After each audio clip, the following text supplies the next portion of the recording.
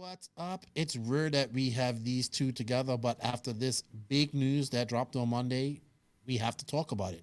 So we have Beaker and Max right down there. I have new nicknames for them both, by the way. So Really? I'm gonna yes, definitely have new What nicknames are for they? you.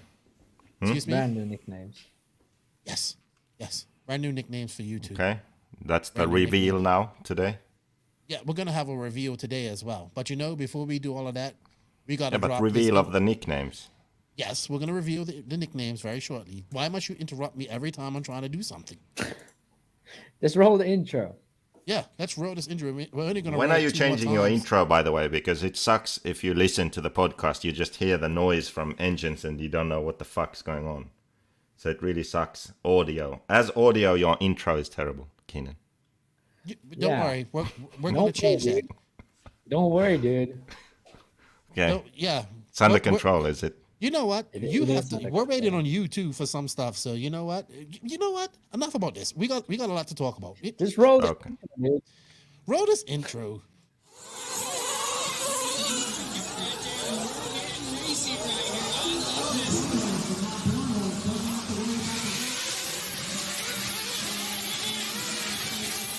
Nitro is the glory. Welcome to the No Name RC podcast with your host tonight, Keenan White, aka Lefty the Great, and if you are unlucky, the Finnish village idiot, JQ. This is the RC podcast with no name, but plenty of content. So sit back, relax, and get ready for some serious bench racing.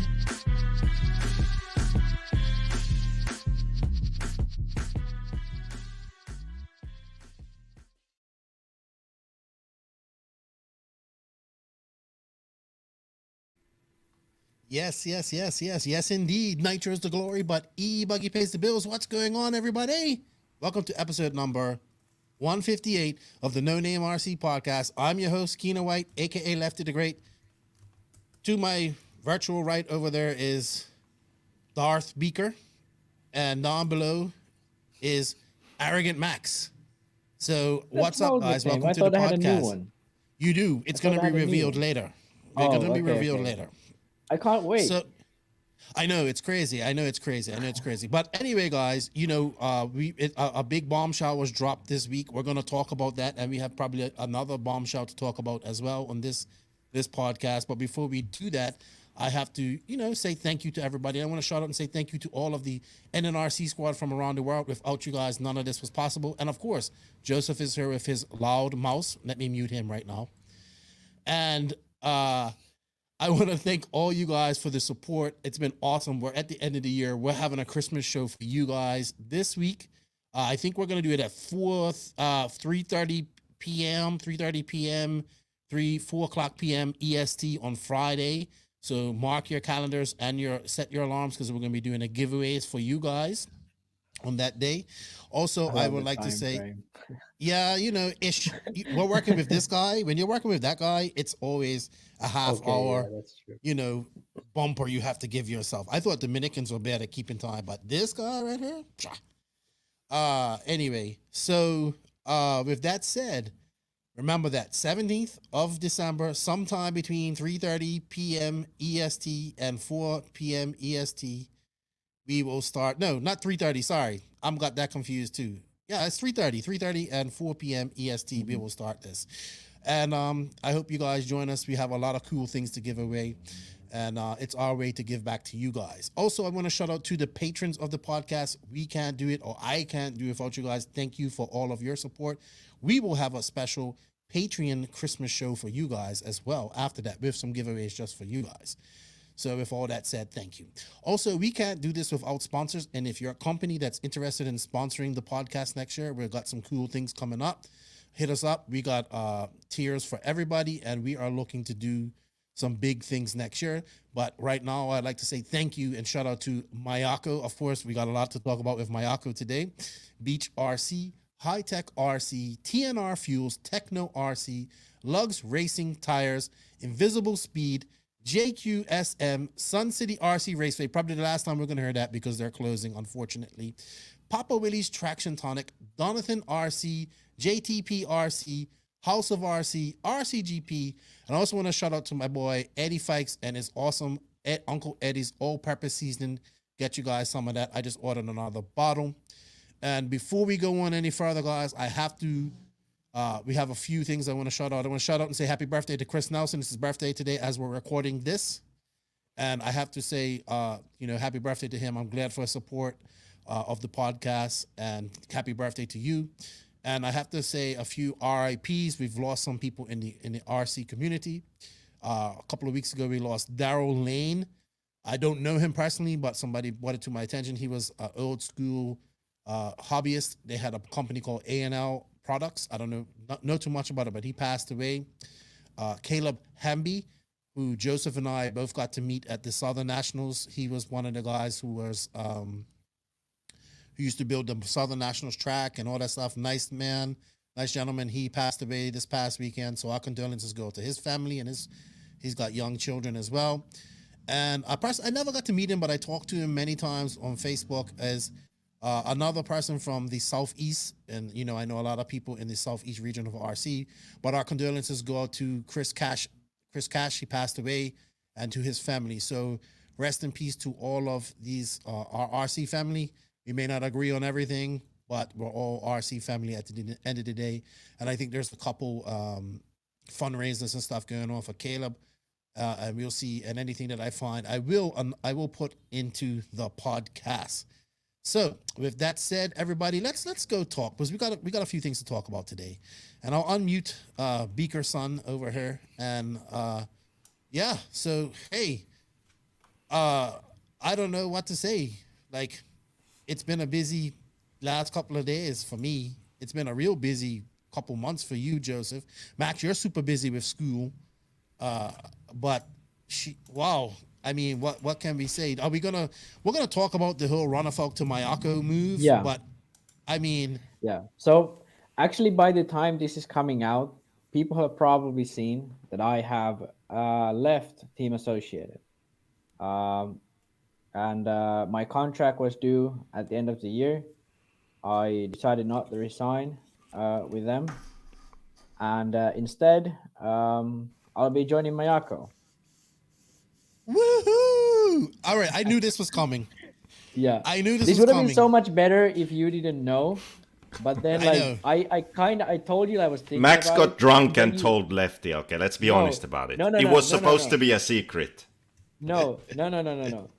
I told Keenan I was thinking about it, and then he asked me every single day. And I'm a master at deflecting stuff, but even I couldn't handle it. So at some couldn't point, handle I was Keenan. just like, yeah. At some point, I just had to tell him. But it would be so much better if he was sort of excited about it. Well, that's because I thought you knew about the big news too. This this big news that Joseph, because he gave you some stipulations about this. He said you had to come on before the big news was revealed, and we didn't know what the big news was until obviously. But I know when I look in Joseph's eyes, I know what the big news are. Yeah, Joseph. And But to be honest, the thing was that I had a bit of a problem.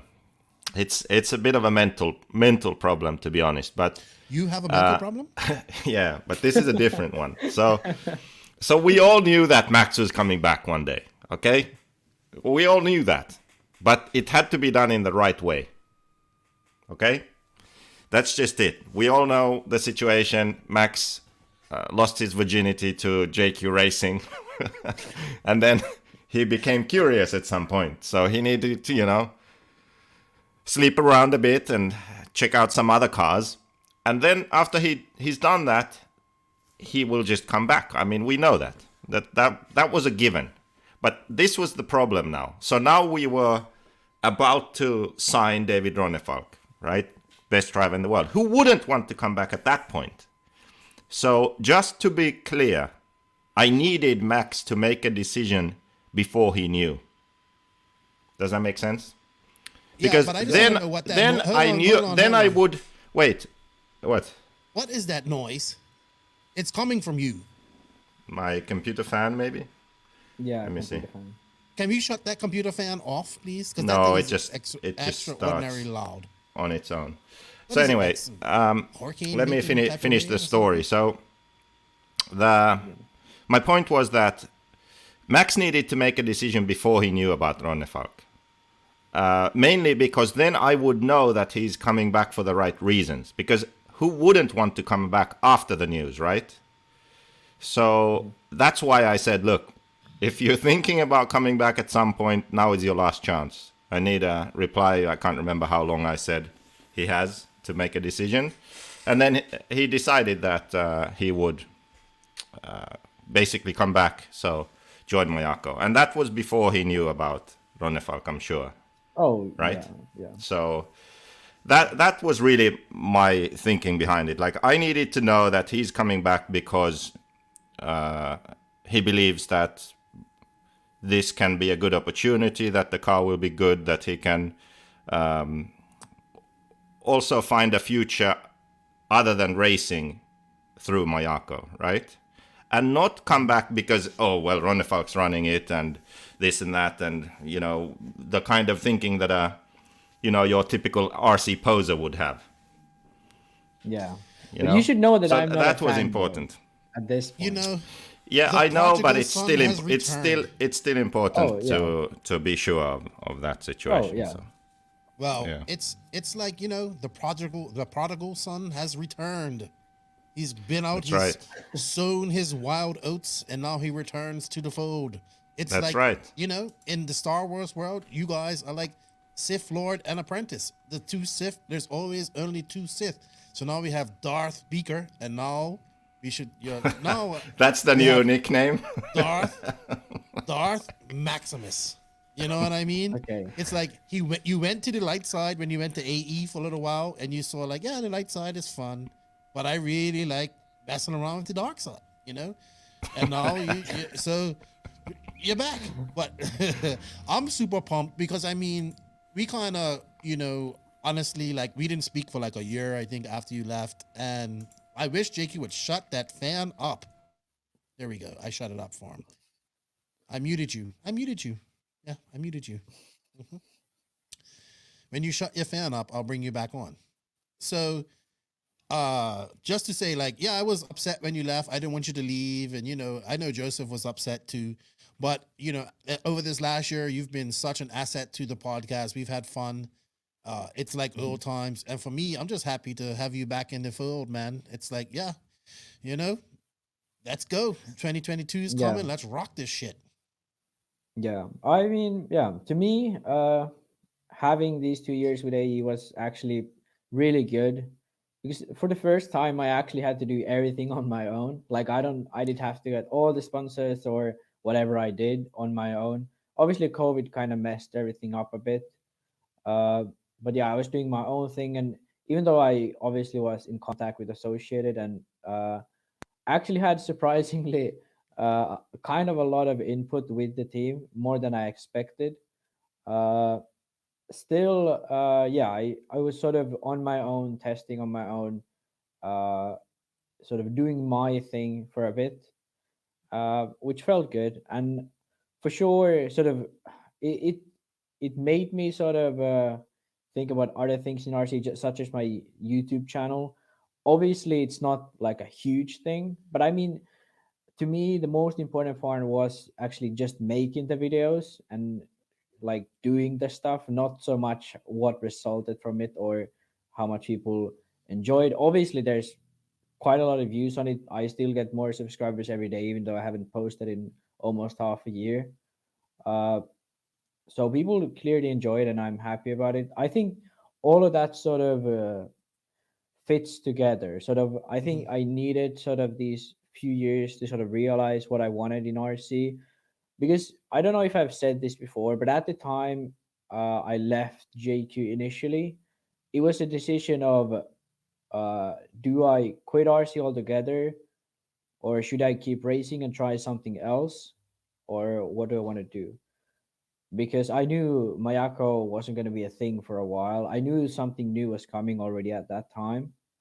But yeah, I didn't know when it was gonna be, and all of that. So I wanted to try something else before I sort of had to sort of quit or didn't want to run anymore or whatever it would have been.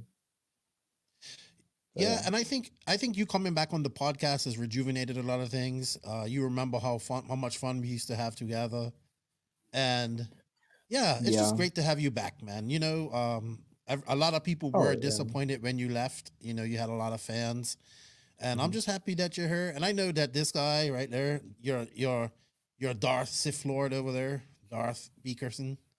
He's excited too. He's super excited. So what kind of like made you? Oh well, you just saw that. You know, I'm honestly like, if you want to be designing stuff and do all this type of stuff in RC, I think this is the best place for you to be, because now you got a lot of Yeah. stuff to help design. Yeah, and also like what David said on the video, that even before he even tried the car, he signed the contract. I've obviously tried some other prototypes because we practice on the same tracks. I've tried Joseph's car. I know it works, it's good, and I know what it's based on. So I didn't have sort of that uh like I didn't have the sort of that blind spot that David might have had. Hmm. But even without knowing all of that, I still sort of know what wants to be achieved by Mayako and how it's all going to work out, and sort of doing stuff in my opinion the correct way for the people. Sort of all those factors are stuff that put into it, and obviously Associate is very much based in California or Arizona in America. If you're anywhere out of that, you are sort of outsider in the team. So I would have to move there to actually be sort of a designer or have that extra input in the car, which is something I really want to do. And I think I've sort of realized that now, at least finally, that that's something I really want to do. So obviously Mayako, being that Joseph is the designer, he lives in Finland, and yeah, I mean, I already part of I was already part of it for so long that I know everyone, almost everyone involved.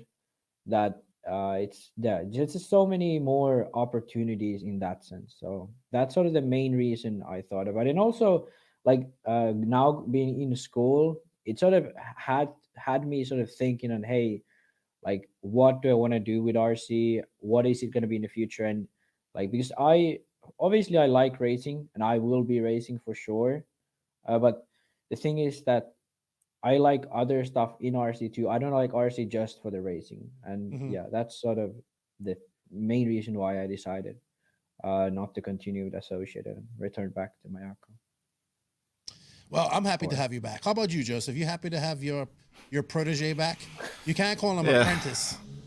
Well, I like, to be honest, when he left, it was quite frustrating because of the timing. I thought that if he had just sort of been a bit more patient, then Mayako would have happened and there would be a new car and everything, and that would be good. Well, then COVID sort of delayed everything pretty much with a year.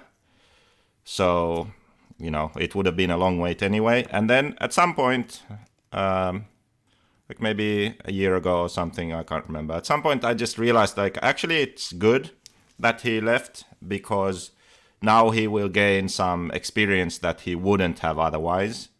And then, if I was pretty sure he would come back. So when he comes back, then he will be better. He would have more experience, more motivation, and then they would actually work out better that way. So that's my thinking behind it. And yeah, I'm happy that he's back now. And now with the Mayako project also, it's a bit different now because the idea is to make all the cars. So at DNC, Ronnefalk would race Nitro Buggy, E-Buggy, and Truggy with Mayako cars, right? The Truggy would need to borrow some plastic stuff from other cars, but it's still a Mayako chassis, shock towers, gearboxes, so it's still a Mayako, center diff, radio tray, all that stuff. So there's a lot to do now, actually, and too much for one person, really. So putting together all these cars, designing and developing new stuff, there will be opportunities to do things. And also, not only that, now it's very important that we deliver for the Mayako members, so on our Discord server. So there needs to be someone knowledgeable who not only knows the setup stuff, but also knows the inner workings of what's going on with Mayako, so has answers for everything. And well, Max would know that because he's here, right? So if we are doing something, he will know, and he will be able to share information with all the members. So I think it's a really good match at this point. Yeah, man. Let's rock it. Let's rock it. I can't wait. I'm happy to have and we all want the same goals. I think that it can't really be overstated how important someone like Ronnefalk is, because it gives not just credibility, but also so much more motivation, because you know that any race you can win. Okay, it's very different than you can know that, okay, you have the best car or you have the best performing car on this track. It doesn't really matter, and it's like no one really knows if you are finishing like 7th or something, you know. Even if that's a great result, like, oh, I just finished 5th at the Neo race or something, like, that's awesome. Yeah, but no one really knows. Your car may have been the best at that race, right? But people don't know. But then if you have someone like Ronnefalk and he wins and the car looks good on track, then people think that. Ironically, though, then maybe the car wasn't the best that weekend, but he's so good he wins. But then it's different. Then it's like personal satisfaction versus reality and what people think. But Let's note something. It's very different. Max is no slouch with the control. He has beaten you, so you know. Yeah, he's improving as a driver too. So, you know, that's how things work. Like this, the apprentice eventually has to like vanquish the master. He's already done that. Yeah, but now I'm making a comeback now, 2022. Oh, Lord. Watch Jesus. out. Yeah, I'm not watching. I even got a corner speed. So I'm corner speed. I even got a touring car so I can work on my corner speed, like Degani said. Okay. I literally have a touring car. Yeah, he has. He just hasn't built it. And he What happened froze just now. Well, he knocked off his camera again. Shut off. Anyway, we will continue. We'll mute you, and we'll continue. Yeah. Or should we mute him? All right. Well, welcome back, Max. I'm happy to have you here. I think everybody's going to be super happy to have you here. I think Joseph's done something to his camera again. Yeah, let's mute that. Let's mute that. Are you excited? I am, for sure. I think, it is something, in a sense, something new, because I've never been sort of in the situation before, but in a sense, it's sort of coming back to the sort of old where I'm familiar with. So that's sort of very exciting, because it's a start of something new, really. Because I mean, Mayako has a prototype e-buggy, prototype chuggy, but it's not like fully done. Everything can be improved, and I think that's what's sort of most interesting about Mayako is you can improve the car the whole time. I'm not surprised that you have an Awesomatics. I haven't even opened the box yet. I've had it for almost. Oh, really? Yeah. Okay. Well, dude, that damn fan has started again. Yeah. Sorry. I thought you had a new laptop. It is new. Yeah, it's a more powerful fan now. Yeah. What are you trying to make hurricanes there or something? No. Gale Anyway, force what was winds? Max saying? That he's excited to come back. And we're excited to have him back. I think sort of the thing is, like, even if there was a brand which I could have input, it would need to be a brand which I could have almost all of the input, because I don't see much brands being out there wanting to do stuff the way Mayako wants to do it. Obviously, Nemo has been doing some stuff now, but that's sort of still very early days, and it hasn't come out even yet. They already released a new car which isn't the concept car.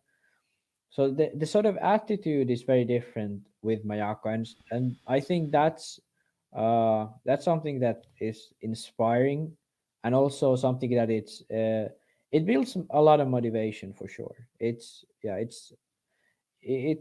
seems like you're working for something at least, and I think it is working for something. And a lot of stuff already being sort of tested next year, what we talk about with Joseph already. And it's gonna be exciting. You have anything to add with your noisy computer, Joseph? No. I'm looking forward to next year. There's really too much really going on right now. I hope I get everything done, and next year I want to spend a lot of time just at the track, racing, developing, testing, that sort of stuff. So I hope these sort of 2 years will pay off then, that I'll be able to do that. All right. Well, welcome back, Max. I'm happy. I think I'm super happy. Maybe not as happy now because, Ronnefalk kind of, I'm not going to dance for you. But, I'm definitely super happy. But I already, in private explained this to you. And I'm just happy. Like, we're all got the same mindset. Wow. We're all got the same goals and goals in front of us. And we're all working towards that, besides Joseph being noisy. And, I'm just excited for that. So I guess, welcome back, Max. Darth Maximus is back. Sith apprentice. So All what's right. Ronnefalk then? Just a Viking? Ronnefalk? Like a Viking Yeah, he's enters a Star Viking. Wars? Yeah, Viking Jedi. Yeah. A Viking There you Jedi? Almost as good as a vampire Jedi, but So where is Sith in What- relation to Darth Vader?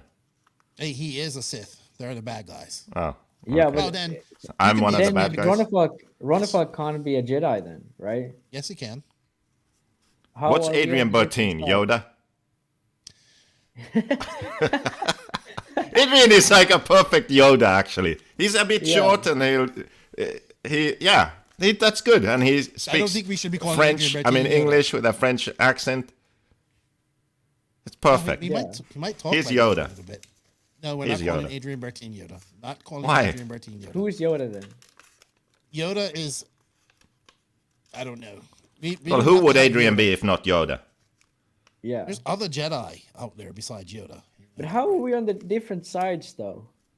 Because you guys are like, They are the light side. Yeah, they are the they're light side and we're the dark side. and I am the gray side. I am a gray Jedi. You're like You're like a two-faced character. No, I dabble in both dark and light, and I've learned to harness both. You're Jar Jar Binks. Some people, I'd rather be Jar Jar Binks than someone calling me like Jabba the Hutt or something like that. Yeah. So, I forgot about him. Yeah, That would make more sense. there Yeah, was a Hutt Jedi at one point. But anyway, enough about Jedi. That's a podcast that I can talk about for hours on end. Keenan just But sent me a picture of all his figures, and he had to send 3 different pictures because there were so many of them. They couldn't fit into one. He had like 3. You've got shelves more full since of last time. figures. I've got them all set up. That's all. Just When I come over there, I'll throw them all in the trash. you throw anything in the trash and you will end up in a cane field. How much money have you invested in that bullshit? What if No, you I sold get- that? You could probably buy a house. This is all investment because you can sell all You the know stuff what? later. If you sold all of your action figures in Star Wars bullshit, No, I wouldn't be able to I buy bet those. you could fix your arm. Yeah, but it's not getting sold. These are going to be passed on to my kids, and they can sell them. Wouldn't you rather have a functioning left arm? Yeah, but that will happen one day. One day. Yeah, when you sell all your figurines. No, That's not- the only they're way called you can actually save. You action can't figures. save money to save your life or get an Action arm, right? fig- So action you buying figures. action figures is in a way saving because then you sell them all at once, and then you have the money for your arm. You, Genius. yeah. All right. Enough about my arm. Enough about my action figures because this is You an remember RC when podcast. when the small, I don't know what his name is, Luke Skywalker, he had his arm cut. So you remember when the scene when he got his arm installed, that would kind of be you. Yeah, that would be great if that really happened. Maybe in a you're galaxy Luke. far, far away. No, I'm not. Yeah, Luke. maybe Can you're we Luke like Skywalker. live stream your operation? Oh, we're talking about RC now.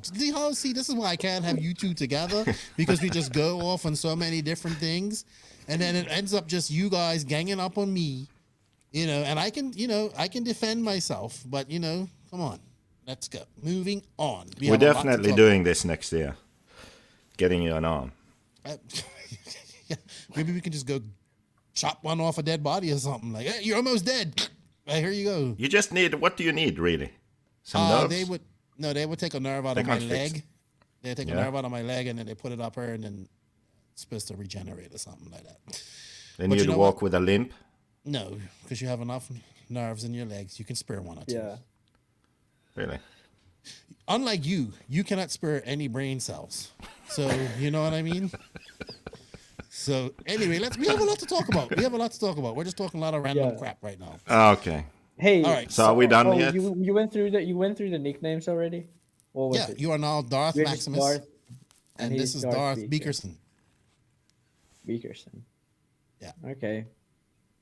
Add that to the other 10 other nicknames that he has too. So what's Darth or Sith? Darth is Sith. Yeah. They're like always Darth is Sith. Okay. Don't ask me what Darth means. I have no idea. So anyway, you know what? We got some news to talk about. Enough about Star Wars. There's no other news. Let's do the questions and then I go. Yeah, that's not going to happen. Should we do silly season stuff as news? Yes, we're going to do silly season. We're going to do, you know what? The RC news is bought. Go ahead. Let me mute him, please. There you go. The RC news is brought to you by TNR Fuels and High Tech RC. TNR Fuels is the hottest fuel on the market, owned and operated by Chris Nelson and his family, made by racers for racers.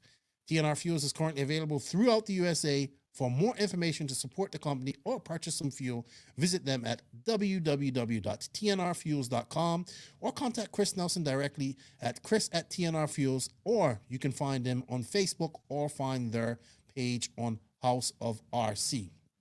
Also, big thanks to High Tech RCD. They are coming on for 2022, looking to do big things. I'm happy about that.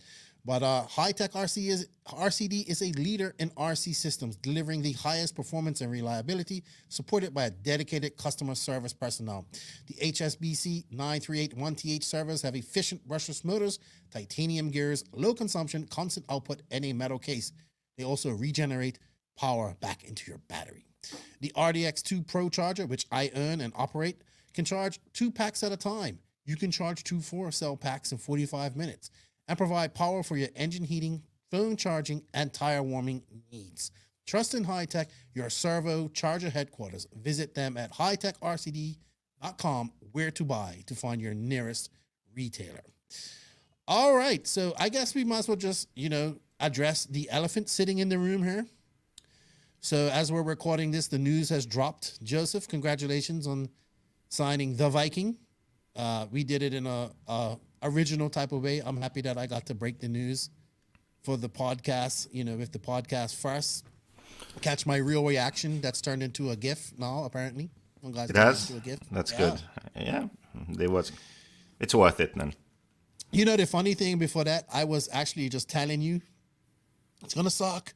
TLR's got him, and he's going to TLR, and it's going to suck because everybody thinks he's going to Mayako, and then when he releases that he's going to TLR, we're going to look like, it's going to be fun, but then everyone's going to say, oh, yeah, I knew he wasn't going to TL Mayako, but little did I know that you had a surprise for me.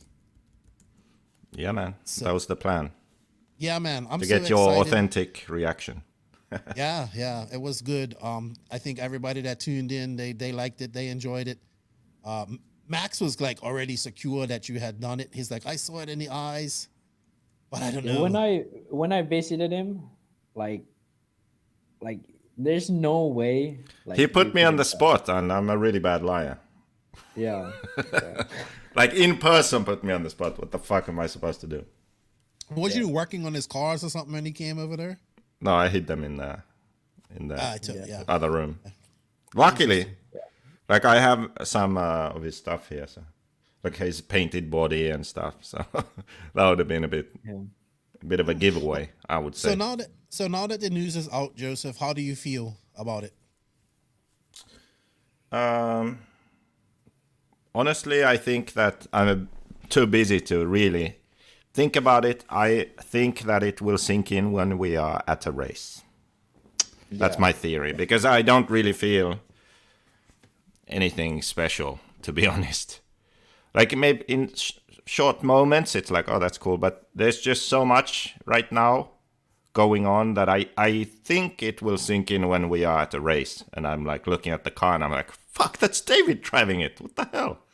Like then I think it will actually sink in. I'll tell you a story from before. Like this is how dumb I am. So this was after Cody King won the Worlds. They released like a Kyosho something with Cody King's paint job on it, right? Mm-hmm. And then this was my thought process. I was like, oh, that's pretty cool. Actually, he has his like paint job on the Kyosho box. Like that must be cool. Then I'm like, actually, I have my paint job on a box too. Like, actually, it's my own car. So then I was like, oh yeah, I have my own car. What the hell am I thinking? Like, it would be cool to have a paint job on a box. Like, I literally have that, and the car is mine. You know, like I had to connect the dots like that. So things like this take time to sink in, I think. Yeah. How about you, Max? What's your reaction to this? What do you think? Sorry. So, yeah, I mean, I'm excited. I think, yeah, I kind of believe that at some point Mayako would have one of the top drivers, but I think David is sort of a perfect fit. And now seeing like people see it, it is pretty exciting. For sure, I'm excited about it. I think, yeah, and also like Bertin and all of that happening. It's I like it.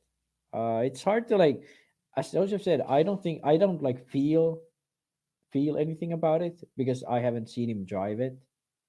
But I think it would be cool to see, like, because at the end of the day, it's like Mayako is still an underdog company, and just seeing someone like Ronnefalk or any of like very very top guys run it would be super cool. And yeah, I think when I would see it on track, I'll be excited for sure. Yeah, And I think. yeah, Oh, go I ahead, was sorry. all just to explain a bit. So the plan originally was that the first year is a building year, okay?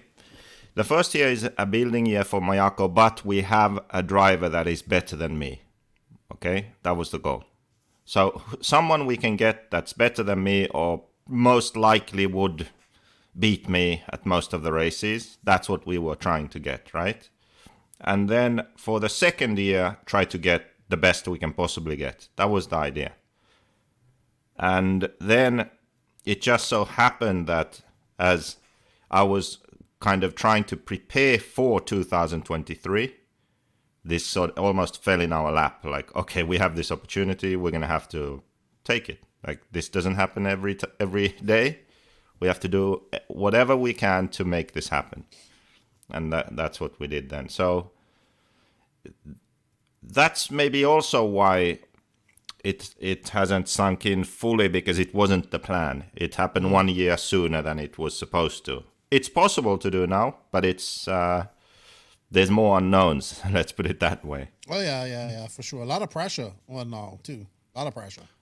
Yeah, I think that also proves how confident David is, and maybe Adrian also in David, that they are willing to do this, even though, yes, like a car being good is one thing, but it's different in race conditions. So when you don't have any data from before, so you don't know, like, well, in this condition, this is what we do. You have none of that, right? You have to build that up. So when you have 1 year on a car, you have all of that. Well, last year at DNC, this is what we did. Last year at the Euros on this track, this is what we did. So it's easier, right? When you have none of that, it's harder because you have stuff from testing, but racing is always different. So I think that shows how confident David is that it's a world's year, right? And he feels that the car is good, it's capable. I know I will make the right decisions with Adrian and and myself, that together we'll make the right decisions and I'll handle the rest as a driver. You know, so I think that's quite neat also. The best way I couldn't really tell anybody about this when I found out Thursday. So I've been telling people that aren't really into RC. And the best way I can explain it to them is like, imagine a team getting Michael Jordan from the Bulls at his peak. You know what I mean? Or something like on in our scale of like David Ronnefalk, Mayfield, Ongaro, Tebow. These guys are all top echelon pro drivers that get paid to do this for a living. Yeah, and this is like a different move than Cavalieri, like to moving to S-Works or even Cavalieri going to TLR. It's a different style of move because it's very clear that Cavalieri isn't the number one guy. He isn't. He's out there and he can win for sure if he has it all together, as he did with S-Works for a few races before he left. But it's a guy who is at the best time of his career at a manufacturer that has one of the best cars out on the market, and still he makes this decision. And also, I think that's a huge deal. Someone on the Mayako Discord, when we were talking about this, made a good point. This was actually before anyone on that Discord knew about Ronnefalk, but it was more a discussion of like which driver should Mayako go after. And he made a comment that like the two best drivers we figured out would be Mayfield and Ronnefalk, right? Those two. And then the difference between them. So Mayfield is a racer, right? So what he cares about is going to a race, winning the race, having some beers with his friends, having fun. That's it, right? That's basically it. That's him. That's Mayfield. That's what you get. But Ronnefalk is more than that. So he's not just a racer, he's a leader. He is willing to and embraces the role of taking on more than just being a racer that goes to the race and wins the race, right? He's been doing his videos and this and that and reaching outside of RC and trying to do different things also, right? Because he wants to do something more than just race in a field and win a trophy, right? And I think that's important, to have that kind of mindset where you believe that since you are making all this effort, getting paid all this money, then you should try to further the sport also, which will help your career too, you know, and he has that mindset. So be a leader, do something that then can show the way for future generations of pro RC racers, you know, how you should do things. So I think that was a good way to describe it, of a racer versus being a leader. I would have to agree with you. We've had this conversation many times, even on this podcast, how we think if we had the money, we would sign him because he just gets it. And he hits, you know, yes, Mayfield's going to go out there and win your race, and that's great. But Mayfield's, you know, like to get you to do interviews and all that type of stuff. He just doesn't like that stuff. And that's fine, you know. But as we go forward in this industry and as the industry progresses, these drivers, they're going to find themselves having to do more of this type of stuff. You know what I mean? To promote themselves, promote their companies. It's not just good to do a Facebook post and all that type of stuff. You know what? We're getting into a world where, you know, the RC industry is starting to catch up with the rest of the world. So it's like TikTok and Instagram and all this type of stuff. All that stuff's becoming popular in our industry. So you got to have that guy who embraces all that, and he does. And he's one of the few drivers that does this. So also I wanted to add, it's also different from you, Joseph, because you've had some good racers come through your, you know, in your 10 years at JQ Racing, not of this caliber, I would say. Obviously, I don't think you've had anybody of this caliber at all, but you've had good guys. And the great thing about this isn't, he isn't at the end of his career looking for a paycheck. He's, you know, like 25. He's still got a few world championships left in him. He's got, you know, probably a couple of Euros left on the board that he can win. And you go to any race right now, I'm not saying that like Ronnefalk can. I think Ronnefalk, look at this guy typing away. I think Ronnefalk can win any race that he goes to. You know what I mean? And you now have that bullet in your gun. Like you have that, you have that bullet in your chamber. Like this, like you went from, hey, we're gonna have a nice DNC with a great presence, and I will try my best to make the A main, to, hey, we could, like Mayako could possibly go in here and win the DNC. Like it's a strong possibility that And that it's not, happens it's next not year. like Mayako can possibly win it. It's like we have the driver that's the favorite to win this race. Yes, he's definitely one of the drivers to No, win this. but He is the 2020 like champion. he's been the fastest guy every year that he has been there. Like he won 2018. In 2019 he was He would have won. up there, but he broke. 2020 he won. Right? Yep. Yeah. So, So and then it's Yeah. not. what? Huh? Yep, we muted you because you was typing. I said no pressure. Yeah. So that's A little bit. also like I think this is like the fact that DNC is the first race adds a lot of pressure as well, because if he like realistically if he doesn't finish in the top 3, that seems like a off race for him. But realistically, if he manages to win it, I don't think any of the top drivers have done it. Like Tessman TQ'd DNC when he joined X-Ray, but he was like in the mains he wasn't there really. And yeah, Mayfield was probably the only one who were really Mugen. fast, like when he moved to Mugen. But apart from that, a lot of these top drivers when they switch brands, they always struggled for a while. Always struggled for a while. Are you worried about that, So Joseph? I'll worry about that in January. Yeah. yeah. Well, you guys are planning to be out there about what, 3 weeks prior to DNC? Yeah, something like that. I'll be a bit earlier, but yeah, he should be. I think 3. I think it's 4 weeks actually. But that's 4 weeks of just RC. Yeah, basically. Yeah. Should Why? I mean? Why I not, hope it's enough time. Montpellier? Why not What happened? Montpellier? Because of DNC. So Nobody. because Montpellier Oh, is so you- close to DNC, so there wouldn't be time to then run and test and get engines ready and set up and all that stuff. And he doesn't have anywhere to run and test right now anyway because it's in Sweden and it's probably Yeah, snowing also there. that. So then before Montpellier would also be a problem.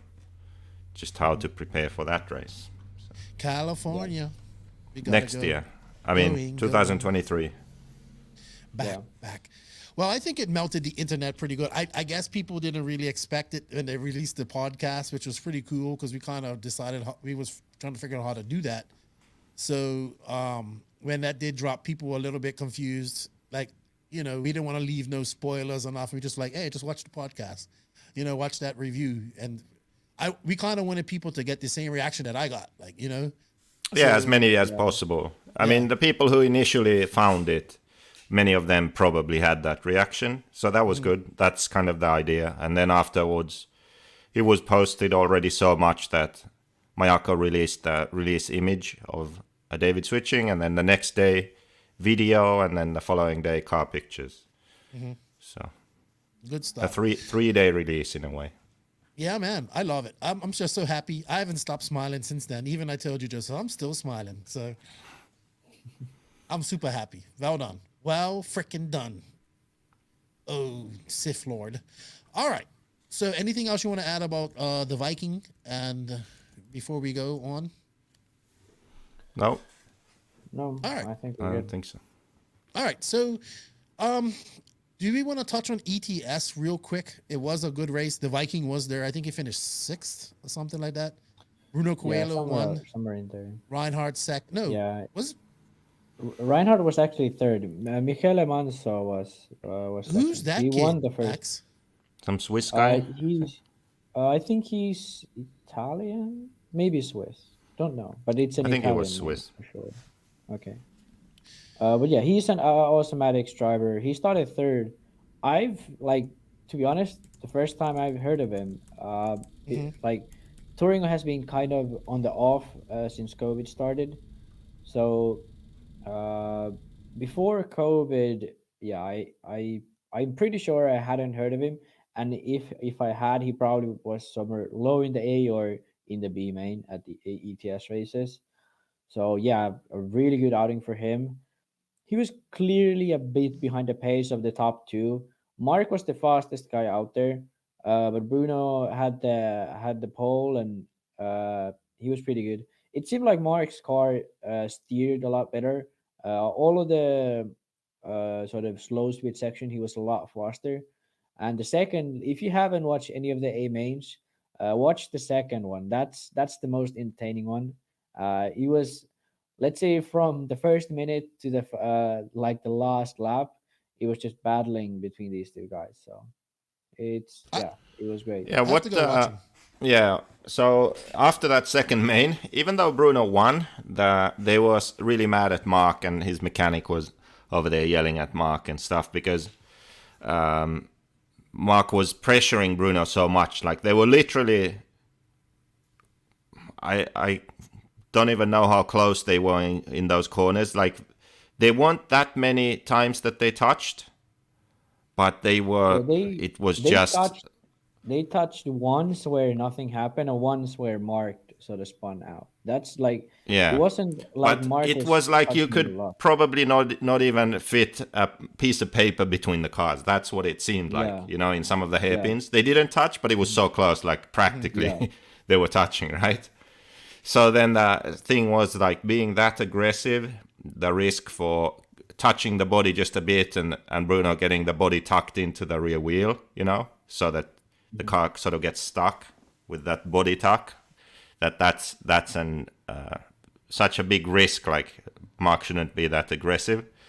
So what do you think about that? That's in touring car. It's difficult because of that problem. But then on the other hand, that track was almost impossible to overtake. yeah, So the only way was to be very close, so that if there's even a slight opening, that you can get in there. And that's kind of what Mark did. He also had one situation where he managed to get alongside, but then the next section of corners he ended up on the outside, so he couldn't go by. But I think that's really the only way to get by on a track like that without some big mistake by the car in front is to be very close. So yeah. I don't I know. think I think uh in the first main he got alongside at the start of the straight, and both of the guys were still sort of in the pack, and they both sort of not crashed, but they got very squirmy like on the straight, and they dropped way back. So that I would be more mad to Mark about that, because that he wasn't properly alongside. He was kind of a takeout in a way. He backed out of it, but it was too late at that point, and they both sort of got squirmy. But in the second main, they had a nice gap to the rest of the field. They could both sort of do their thing and race. So I think that's fine. Obviously, the body talking issue is there, but I think like that. I don't think that's an excuse to say like you can't race. Like then, if you're scared of it, then you should use some anti-body tucking in the bodywork. So, and I think that sort of should be implemented already in the bodies. It's a bit ridiculous that this is such a huge issue still when you could solve it rather easy. So I think that's a dumb excuse, because you could solve it. You would obviously lose from it, but like weight wise. But I think this sort of should be a norm in touring, and uh, I think I think that's a bit of a dumb excuse to use if they were using. I don't know what their excuse was. Uh, and I think the racing was fair. Mark didn't like Mark wasn't overly aggressive where he would sort of get alongside where he didn't have space. Again, if you watch the first main, Mark went from I think fifth to second in that main, all by passing these cars fair and square on the track, no touches, no nothing. It was clean, very nice. And yeah, I think Mark raced fairly, and there's no issues with that. And I think this body tucking issue should be solved already. It shouldn't be an issue. Like it's been forever. It's been an issue, and it shouldn't be one. You're mute. I muted you because your Oh. keyboard's loud. So I think Mark is one of the best drivers to Yeah. race clean and close to someone. He has really good car control and skill for that. at the Reedy race, even though he doesn't race that much off-road, you can, I mean, yes, of course, you can see it in touring car too, but just I've been at the Reedy race and watched live. So the weird thing about Reinhardt's driving is how he's one of those drivers that he sometimes even looks slow, but then he's fast, you know, and that how the car looks slow, he is able to do that very close to another car and not hit them. You know, he's in full control. So he is judging the speed of the other car. And as long as the other car doesn't make any weird mistake, he can drive very close without touching, right? And if there's a small gap, he'll go, get on the inside, and he'll make a pass, right? He's one of the best at doing that. So I don't know. I thought it was okay. I mean, amazing driving from both, really. Well, I mean, where does that point Bruno- come where you can't be close to somebody, though? You know what I mean? If you're not touching them, you're still not touching them. It's racing. You got to race. I think actually I recorded a piece of a MotoGP documentary for Max, actually, because we had this discussion before on the podcast. You remember how I was saying that you can be too aggressive also? So your driving causes the driver in front to take sort of evasive action, in a sense, and you don't touch. But the risk is so high that it's really your fault. Behind, if you are behind and you are driving in a way where the driver in front feels that he needs to change his driving, you are at fault, even if you don't touch, you know. And it was just perfect in this MotoGP documentary because unlike in RC cars, when you are racing motorbikes at 300 kilometers an hour or whatever they do, it's a question of life and death, basically, or serious injury. So when you have a rider that's too aggressive in that way, it's a problem, you know? And then the riders were talking about that, like what is acceptable to be, how is it acceptable to be aggressive? And when do you cross the line, you know? So there is that thing. Maybe we can take it in a future podcast. I'll record the clip and we can play it. But for this race, I don't know. It's so hard to say from a video like that. But it felt like Bruno was just driving normally and Mark was just very close, you know? Yeah. I didn't get the feeling like Bruno was changing his driving because he thought like Mark would T-bone him or something. No, Mark was just very close. You know, that's the feeling I got, but it's hard to tell from a video like that. Yeah, to me, I agree completely with what you said.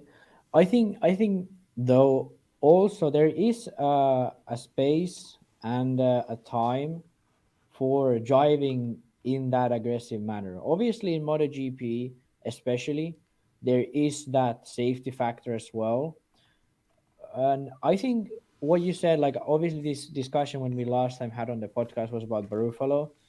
I think his biggest issue is that he does it always. Like he's always that way, where it doesn't matter if it's for the race win, it doesn't matter if it's for like two guys in the front and rest of the back in the back, or if it's in the middle of a 5-car pack, he's doing that. I think that's his biggest issue, that he doesn't sort of see the context which he's doing it at. Because to me, if you're fighting for the win and you both know you have a clear sort of advantage over the third car or whatever, I think that is acceptable to do, because you are trying to pressure the car in front to make a mistake, to change the driving style, so that you can find a way past. If it's in a pack of, let's say, 3 or 4 cars, you do that, that's hurting every other car in there, and you have to sort of work together. I don't think that's something you can penalize, but it's definitely not sort of good driving ethics for sure. To me, there's a situation where you can do that and can pull that off, and I think it's fine. But there's also situations where you do exactly the same thing, and it's in my opinion stupid, but you can't really penalize it. In my opinion, that's Kind of like Barufalo behind Mayfield that time. Yeah, exactly. Definitely qualifiers in RC, the way we run it now, always you shouldn't do that. You should never do it. It hurts you. It hurts the car in front, and that's not the point of qualifying. If you're like the first minute of the main, you shouldn't do that. That's not something you should do.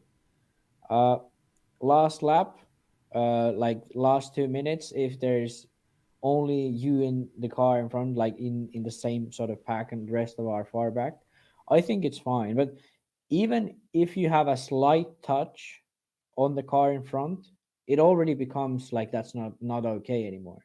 So you have to be 100% sure that you're not going to hit the car in front, even if he held his line. All you really are trying to do, and what you should be trying to do, is to throw him off. And I think that is acceptable. But as soon as you touch him even a slight bit, I think it's not okay anymore. Yeah, I would have to agree with you there. It's just a fine line, but you have to be aggressive at some. I guess. Yeah, I don't know, man. Hard call. We would have to be there to see it. I think also. Yeah, but I would say that Mark isn't that kind of driver. Oh yeah. So he is not like that Barufalo style, like you are worried when he's behind you, you know? He's just very good and can drive very close. And yeah, that MotoGP clip, one thing that the rider said was that the thing is that we can all be more aggressive, but we choose not to, you know? And then this one rider would go over that line and do those things, right? And that was the complaint, like, we can all do this, but we also want to survive, you know, the weekend, so we don't. So they have to sort of find that limit of what's acceptable and what's not. And in RC, it's harder to find because we don't get hurt. And because of that, that's why gate starts, for example, are difficult, because people don't care. You know, they just go. They aren't afraid. There's no reason to back off a bit, you know, and the sensible drivers do that, but then, you know, half of the drivers don't because there's no risk involved. So I guess this is harder to judge in RC. I would agree. I didn't really watch the mains that deep, but I definitely will go back and watch them. I was really impressed with ETS coverage website. All that stuff was really nice.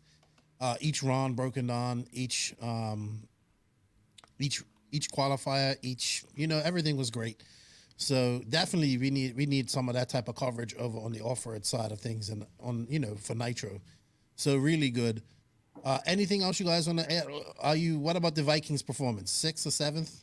I think that's reasonable. I mean, he's going against some of the fastest guys in the world in this type of environment, No, like if you think about it, has there ever been any off-road guys that has been good in on-road? Yeah. Cavallari. Like what? No, dude. Like Pavidis. Yeah, but that when Pavidis drove, that's when everyone drove on-road. And Cavallari has only been good in America. Mm-hmm. And there's been raw champions who have been going to ETS. I remember this was in 2014, 15, 16 when those Finnish guys were running ETS. One of these guys who was multiple time raw champion, can't remember his name, but he's like he always won at those indoor races. He ran for Associated, so he was at that time was one of the best racers in America, and he came to ETS and he finished in the D main. Like Ralph Bartz or something like that, or off-road. No, can't remember his name. I know the guy. I mean, I can't remember the name. Yeah, but there was Juho Levanen and him. They were both racing for Associated, and they were going to these ETS races for this at this time. I can't remember 2014, 15, or 16. And these Finnish guys who were barely even winning Finnish races were beating this guy who was a Roar champion. Really? So interesting. Yeah. So the level of touring and the style of the tracks we have. It's different between America and Europe. But yeah, Hagberg went over there and he lost to American guy over there. No, did he lose? I can't remember. Probably didn't lose. I probably need to recheck that. Yeah. he had a hard weekend too, but he ended up in 7th, I think. Are better in smaller tracks because like even this track, I think the lap times were like 14, 15 seconds. Oh, no, 13 seconds. But anyway, the lap times are at that spot. In America, a lot of the tracks, even the big races are under 10 seconds. Indoor race. So the tracks are a lot smaller. And I remember this guy who I alluded to before, even he said that like it's really hard to race because the tracks are so big, even the indoor track. Okay. So Interesting. the level and style of touring cars is very different in Europe and America. Oh, I would agree there. I would agree. But yeah, Cavalier definitely won in America, but in America it's different. In Europe, it's yeah, I haven't seen anyone really. It's Ronnefalk's probably done the best of anyone I can think of. And there goes JQ's fan. We're gonna mute him. All right. Real quick, I just wanted to touch on this before we go on to some silly season stuff. They had the Miami Grand Prix at Homestead in Miami this past weekend. Uri Hoodie and Martin Beyer made the trip over there. Also, Nicola went over there. So this was a decent Nitro on-road race for people. Yeah, Infinity was there. Wallace Motorsports, all that stuff. So, real quick, the main class really here looked like it was the GT Nitro class. Alessio Mazzeo won, Martin Bear second, Uri Hoodie third. Shout out to my Dominicans, Joel Abreu, he finished sixth, and Jose Alamante eighth. If Uri Hoodie was third, it wasn't the main class. That wasn't the main class. Yeah, well, they had the 8-scale pro class, like the GP. 1/8. Yeah, and I know none of these guys, so no. Nicola came 10th. That's all. Chris Tossolini came 6th. He's back in racing. Yeah. So but I think I don't know why Temo only ran 10 scale, but it's hard to say which one was more packed, the 10 scale or 8 scale. But yeah, both had very high level drivers, at least in the top. Well, see, the GT class is growing, and it's really popular, like in Latin America, and it's growing really big. So I can see why it's just they're putting some effort into this and some focus into that. So it's good to see. And, but I think the reason why you don't recognize the names is because a lot of these on-road drivers are very sort of disconnected from the rest of RC. Like in Italy, it's one of the biggest scenes is like Nitro on-road. Obviously, off-road is bigger there, but like that's a huge scene only in Italy, like Nitro on-road. And it's a lot of those guys, like a lot of people don't even hear until they make it to the Worlds or Euros, thanks to RC Racing TV. But and the Worlds were streamed by Live RC as well. But that's sort of the difficult part about Nitro on-road. Yeah, and just to finish off our news, because honestly, like nothing's bigger than the Ronnefalk's thing. This Ronnefalk's announcement this week. They had a big race up in the Pacific Northwest at Moses Lake. I think Drake went up there. I think he won everything. But another very good, strong, healthy community of racing up there in the Pacific Northwest. So congratulations to them. And whoever, I was looking for results. I couldn't find it. It's on a different name. So I think Tony Newland won 40 plus. So congratulations to him, his 10 scale co-host. Do you guys have any other news before we go in and chat a little bit of silly season? We're hoping Joseph has some information. He can talk freely now about silly season. So we're going to talk about that. But anything you guys wanted to bring up for RC news before we go forward? Nope. I'll try to see the results here. So how about you? For the NCT? The Miami Grand Prix. Oh, I was looking at them. It weren't many guys there. But anyway, you know what? There was some fast guys I saw, but okay. No. I don't know who they are, so I'm sorry. But you know what? I think we're going to go on and talk a little bit of silly season, and that the silly season talk is brought to you by Techno RC, who we were talking about in silly season. Techno RC. Techno RC. Techno RC is a premium manufacturer specializing in 8th and 10th scale high-performance off-road RC buggies and trucks. Visit www.technorc.com for a complete catalog of their products. Techno RC. Excellence in engineering. Hashtag Techno Takeover.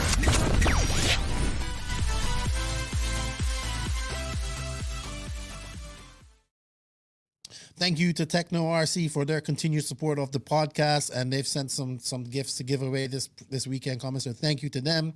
We greatly appreciate their support. A long-time sponsor of the podcast. Thank you to Techno RC. All right, well, we might as well get this right off the bat. So did we talk about it last time here? But Barufo officially to Techno. Joseph, you saw him drive the car when you was in Italy and whatnot. Your thoughts on this, real quick? Yeah, so I think he switched because of the engines. With the X-Ray, he had to run the FX, and he has flamed out a lot. I mean, DNC, he was leading and flamed out, if you remember. Mm-hmm. That's not the only time. So what I've heard, unofficially, allegedly, is that was the issue. So he didn't want to run the FX, he wanted to run a different engine. The only way to do that was to not run an X-Ray. So then Techno was a company that needed a driver, was willing to pay. That's where he ended up. So Techno and Reds. We'll see how that works out for him. Yeah, it's going to be interesting. It will be very interesting to see. At the start. I think the hot race move is the almost as big as the X-Ray move. So the hot race move... okay, I don't have any... I don't have knowledge of this, but I do know that Barufalo and Ongaro don't get along. Mm-hmm. They sort of kind of get along at the races, like you can see, like maybe they talk or whatever, but actually like there's a bit of bad blood there and issues. So I believe that if Ongaro was to be signed by Hot Race, Barufalo would leave Hot Race. Yeah. And Barufalo left Hot Race, which is weird because he's like, it's like I wouldn't come on the podcast anymore, right? Mm-hmm. If I stopped coming on the podcast, then people would be like, well, there must be something happened between Lefty and JQ. Like they were, friends, and they like there was no way they would not work together, right? Yeah. That's how Hot Race and Barufalo, right? So I think something like that has happened. Like there has been, it obviously nothing has been announced, but my feeling is that Barufalo has said, like, look, if you sign Ongaro, then I'm out, because he doesn't want to do that, and then maybe Hot Race has done that anyway, or something like this, right? Mm-hmm. Because otherwise I can't think of a reason why they would stop like that, just boom. Yeah. And because the tires are good, I think he's happy, Mm-hmm. So on the post, like both of the posts when they announced that the departure, both said that they, like Barufalo said that he didn't like the direction the brand was going in, and Nicola said that some can't like the direction or whatever. It was it seemed like it wasn't in that good sort of.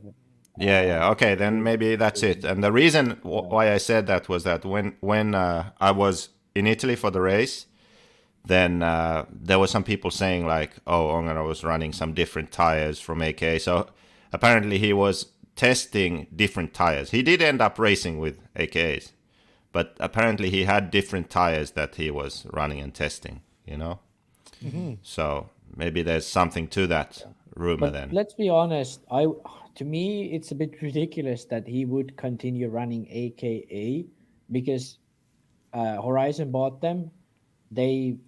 I don't think they really want to have that brand have the same thing. Pavidis is gone.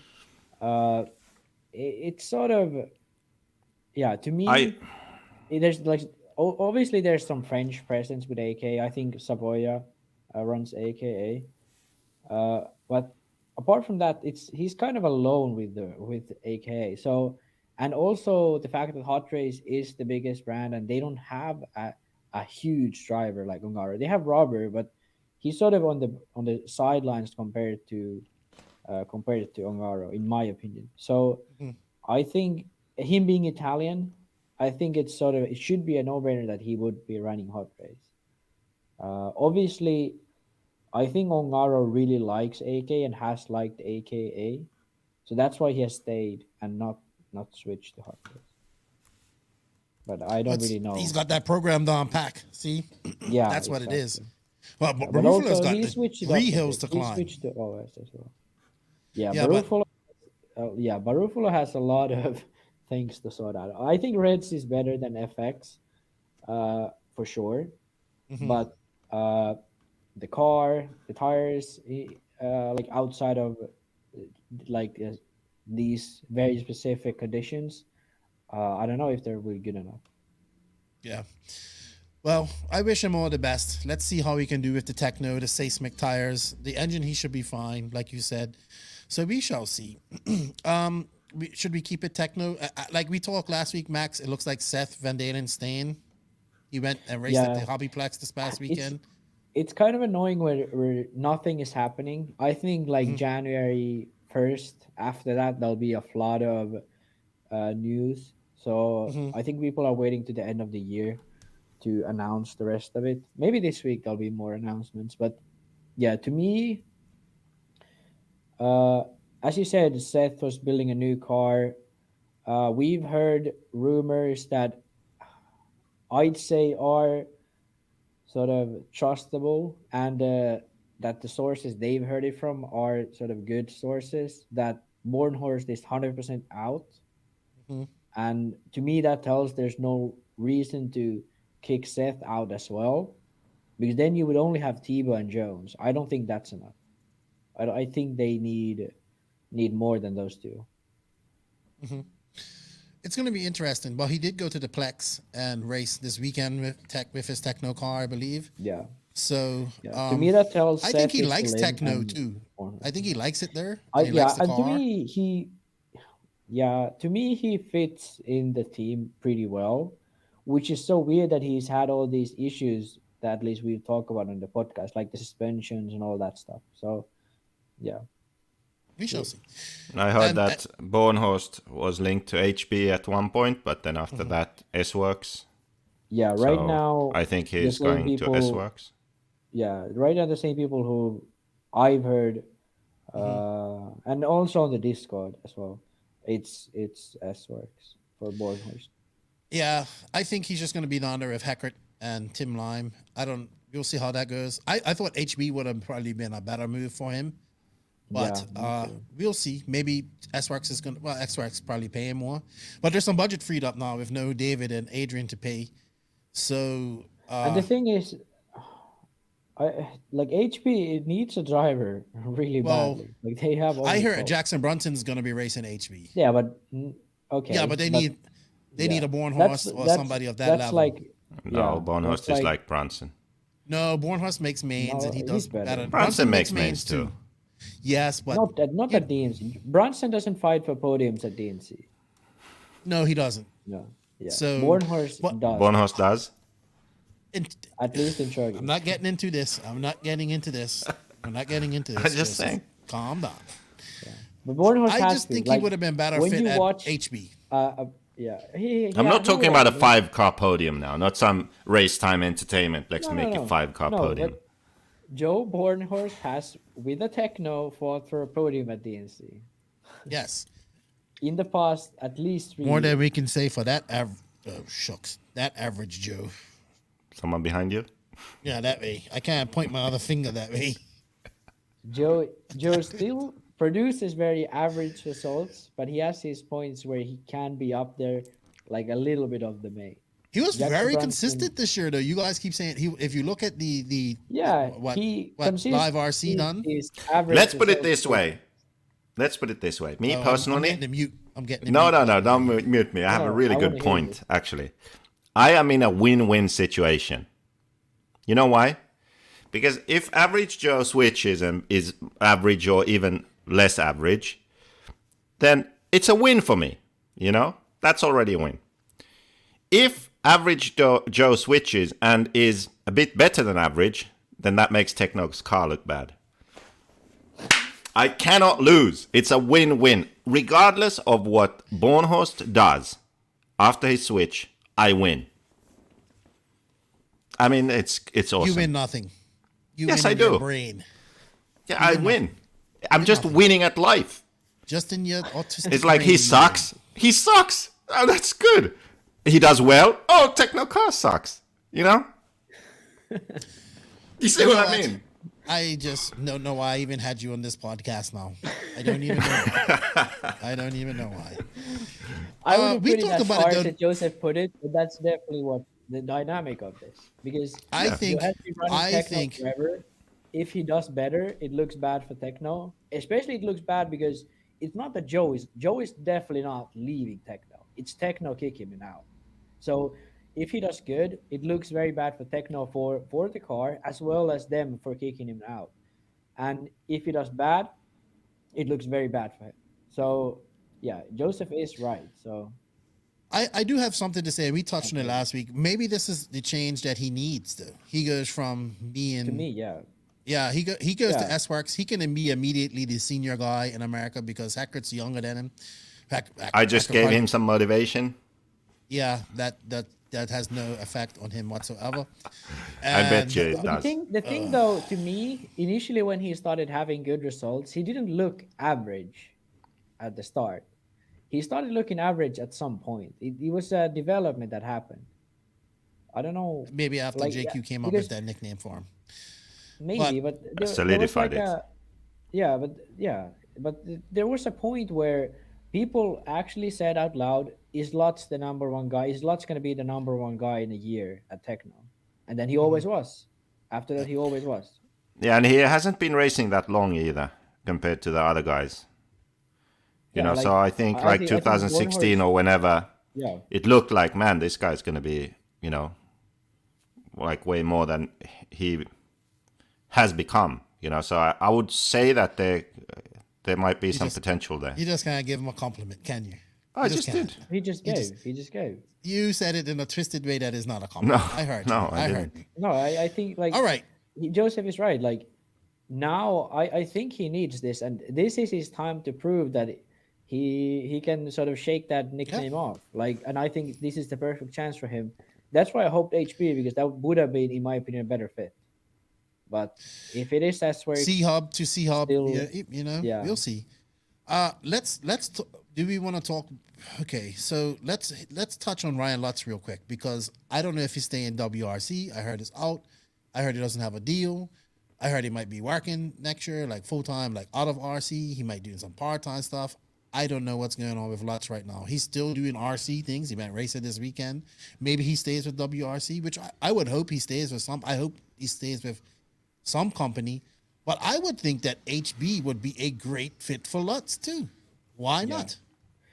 He To can me- take up some sort of managerial role there, like, you know what I mean, as well, or work his way into it and Maybe, become the face for HB. Well, not the face, but you know, no, I don't know. Would The- him the and thing- Cole get the along thing- on a team together? That'd be kind of wild. that'd be weird. But the dynamic Jesus would and be the weird. devil. Yeah. But like everyone's saying S-Works, but to me, like I think that's just something you can say because S-Works could hire anyone. But to me, I've heard he S-Works doesn't have would not anything. Yeah, S-Works to me wouldn't make any sense if Joe is going there. So if Joe, if we say Joe is confirmed for S-Works, to me there's only X-Ray and HB that to me seem like good options for Lutz. Mhm. I don't see any reason to have him at AE. TR, I don't think he really fits into that. They already have two Americans, and they would most likely would like to hire an European instead. So, yeah, HB and X-Ray are the only ones I could see him sort of suit very well in.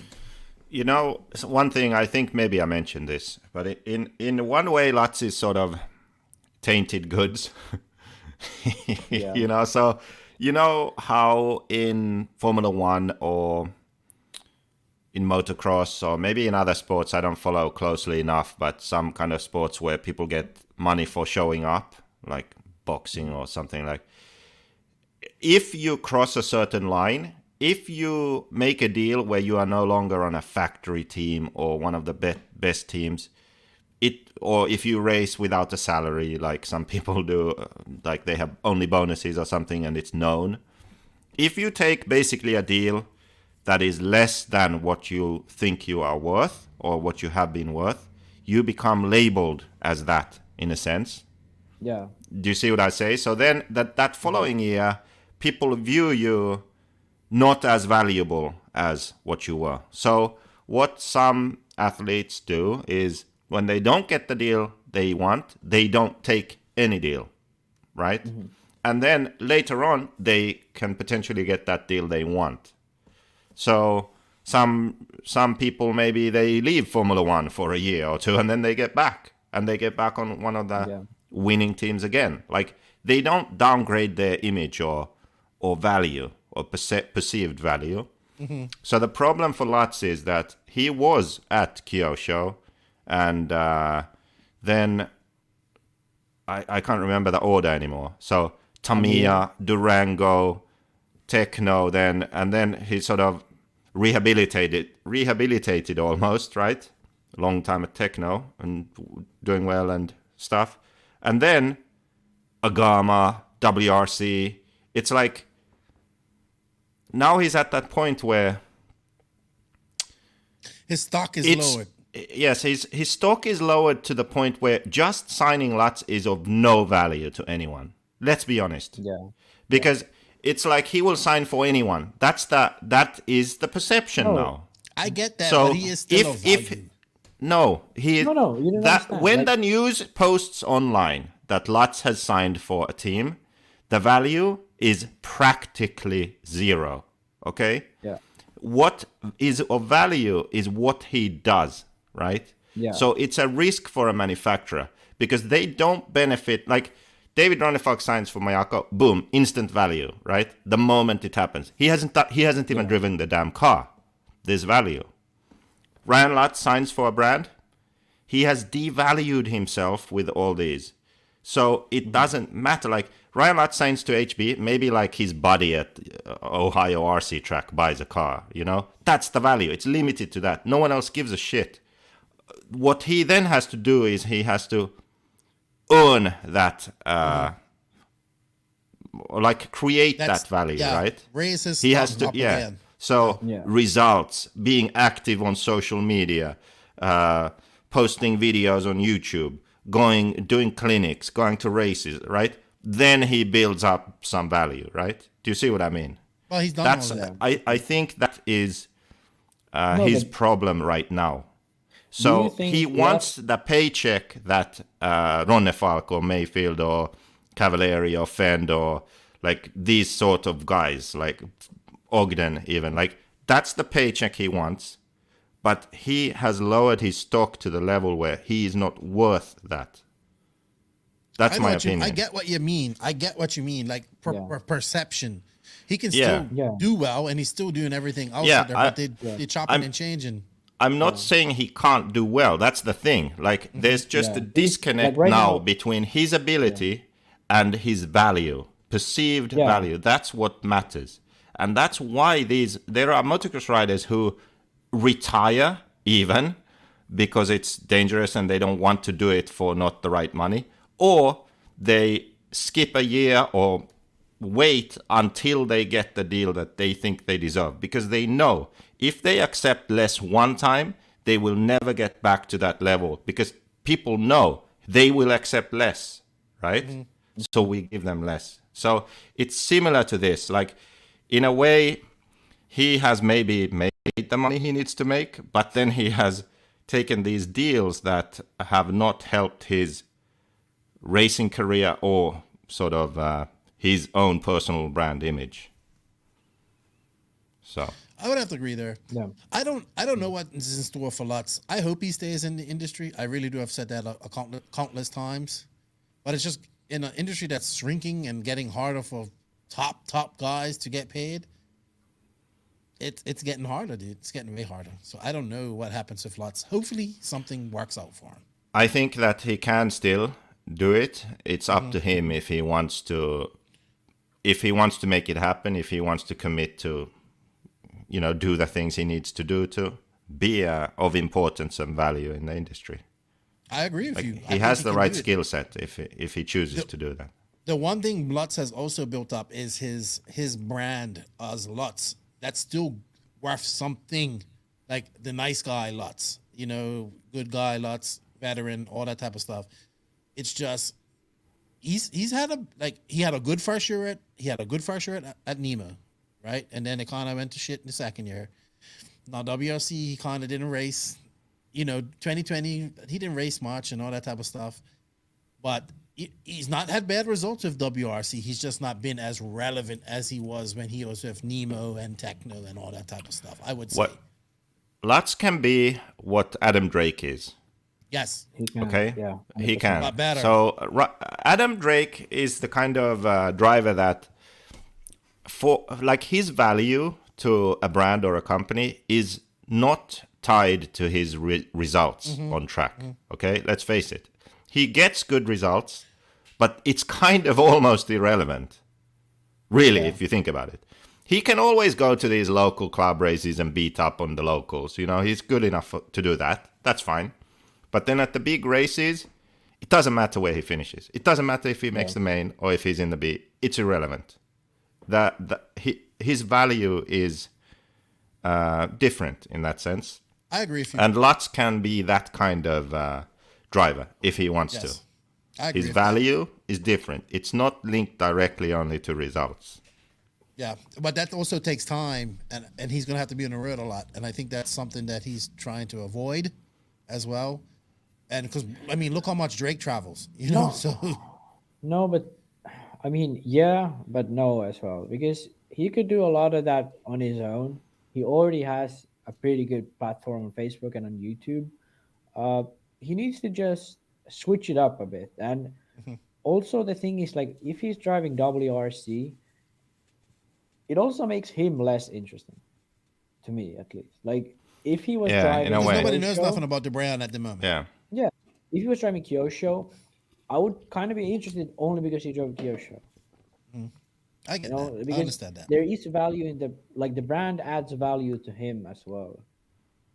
And All right. I think that's something. We if don't he want to see signs lots for out of HB or RC. X, That's all we know. I know that too. I'd love to see him at HB because that's sort of Me too. that would be a very odd environment for him, in my opinion. But I think he will do well there because the cars are good. He doesn't have, Yeah, That's the thing. Like, the car is good enough. I think he would fit the car well, and I think that's the type of brand he could create that image with, because that's a brand everyone's still looking at. Even though David's gone, it's still a big brand. It's still a world championship winning brand. Like Agama and in the past, Techno were brands where you was like, okay, there's a few e-buggies here, or okay, the Nemo guy showed up, or whatever. It's not a big deal. Techno has created of themselves a brand which you look at, oh, another Techno guy, wow, and it's a brand. Techno is a brand on its own, but Nemo, Agama, and WRC especially, they haven't made that happen. Not WRC. Nemo is big in America. Big in UK and all that stuff. Yeah, But even in Europe, it's not like in the UK. Nemo is big, and it should be. But even in Europe, there are places where you go and someone looks, oh, why does he drive an Agama? I get that. All right. Well, before we move on any further, I gotta, we gotta plug some sponsors. Lugs Racing. Lugs has joined on for next year. I'm super happy about that. And I thought Lugs you were going to Racing- say Techno RC and just... No, I did Techno RC in the beginning. really Remember? funny. Lugs Racing has over 55 years of combined experience in RC. Lugs has been testing treads, wheels, and rubber for performance. Their Econ line of tires were developed with racing budgets in mind. High quality but lower cost means savings that can be passed on to you, the racer. Their premier line of tires, the TQs and Protos, are built for pure performance, made using Lugs custom molds and proprietary rubber compound. The tires are now available in medium, soft, super soft, mega soft, and long wear. Find them at www.lugsracing.com, and you can save some money by using the promo code NNRC Lugs in all caps. Thank you to Lugs Racing for their continued support. They're growing as well, so that's good to see. All right, a couple more names, and then we're gonna move on to some questions. Tanner Denny, like, I'm so shocked. I'm still shocked at this. Is he? You know what is I he gonna hope? do? I think S works because Team Lime, but I actually hope AE. Maybe, yeah. Why? Because AE only have Ravekin. Yes, they have Aiden Horn. Yes, they have Cole Tollard. Yes, they have Pavitas. Oh, maybe. Yes. And yeah, I think I know what you mean. They don't really realistically, have a fast they 8 don't skill early guy. like their second guy finishes at the podium at Nats, and that's like viewed as a fluke. You know, like that's a huge result for him. That's something that shouldn't happen. Like that's what Aiden Hoare is viewed, at least Hmm. the way I feel he's viewed. Because he, like, let's be honest, he isn't the type of guy who should be there every time around, at least at this point. Maybe next year he would, but at this point he isn't. So Tanner Danny is already a guy who this year finished in top three at DNC, at a lot of these races he finished high up. Hmm. So he's a guy who should be up there. And I think if he had a team support, he's also from Arizona, I believe, just like Rivkin. They hang out with Mayfield, both of them. It wouldn't sort of change his circle at all. He could still hang out with the same people. Uh, he would practice with the same people. Now, what would change is AE would probably be able to pay him at least part of a salary. They would Hmm. probably be able to have him travel to different races, more races, and have him more committed to RC. So and let's be honest, the car isn't very different to Mugen. It is different, but isn't different enough where his results would change a lot. Uh, and he could set it up like a Mugen work. So it's not like he couldn't just do that. So yeah, I think this would be the best possible move for Denny, because then you would have sort of that click of Mayfield and Drake, and then Rivkin and Denny, and whatever those guys are still work really good together. I think. Yeah, that makes sense.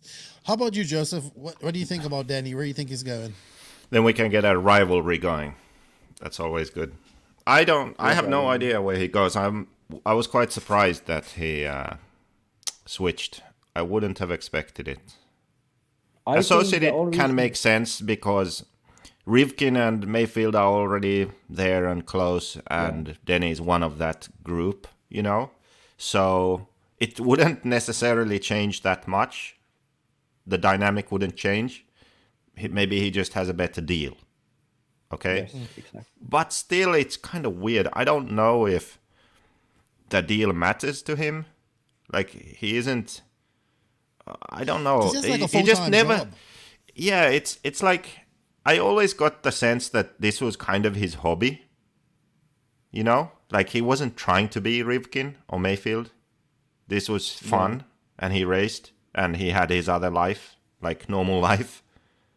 That's what I. So that's why, if that was the case, then why not stay? Because you just had the best results pretty much you've ever had. You're racing with Mayfield, like just keep that going, you know? Why change? Unless it's some significant reason to change, then I would think don't change. So I was quite surprised to see that. yeah, that's what I was gonna say as well. That to me, the fact that he changed like this, it tells me that he already has a plan, or then he's just getting out completely, which I don't believe. So either he's getting out completely, or he has a plan, he has a contract for next year, and he's gonna do it full time, or if not full time, getting paid for it. You know what? We keep forgetting this company, X-Ray. Yeah, but X-Ray needs somebody else in America. they do. But is Denny the type? If like imagine this, I imagine the don't see. situation where he's like a guy, as Joseph said, Lots, if he has had that attitude that There's this no is a way. hobby for me, lots if to he has tech the X-Ray attitude could that happen. this is a hobby for me, why would he then try to build a brand that has almost no presence in America apart from Testments, which are in Canada? Like he Yeah, would pretty have to much. build X-Ray on his own. And if that's a hobby for him, why would he want No, to he do can't that? do that. Yeah. But Also, they still have Gord. yeah, don't forget that those other Arizona kids, Tanner Stees and what's his face, that wasn't there some other one. They basically like quit RC. because they ran Yeah. X-ray and Gord was there and they didn't like Gord and they were all fed up with it, and they basically like that's right when they quit racing, you know. Yeah. And that was a contributing factor, like it wasn't fun at the races and that. And then they had fun with Mayfield and Tanner Denny and those guys, right? So there's no way he would go to X-ray. I can see Lutz good to X-ray. Yeah, but yeah. I think Lutz to X-ray would be the best American X-ray move they could make. Yeah, it's very religious move. Yeah, it is. But I think that's one of the reasons. Yeah, perfect match.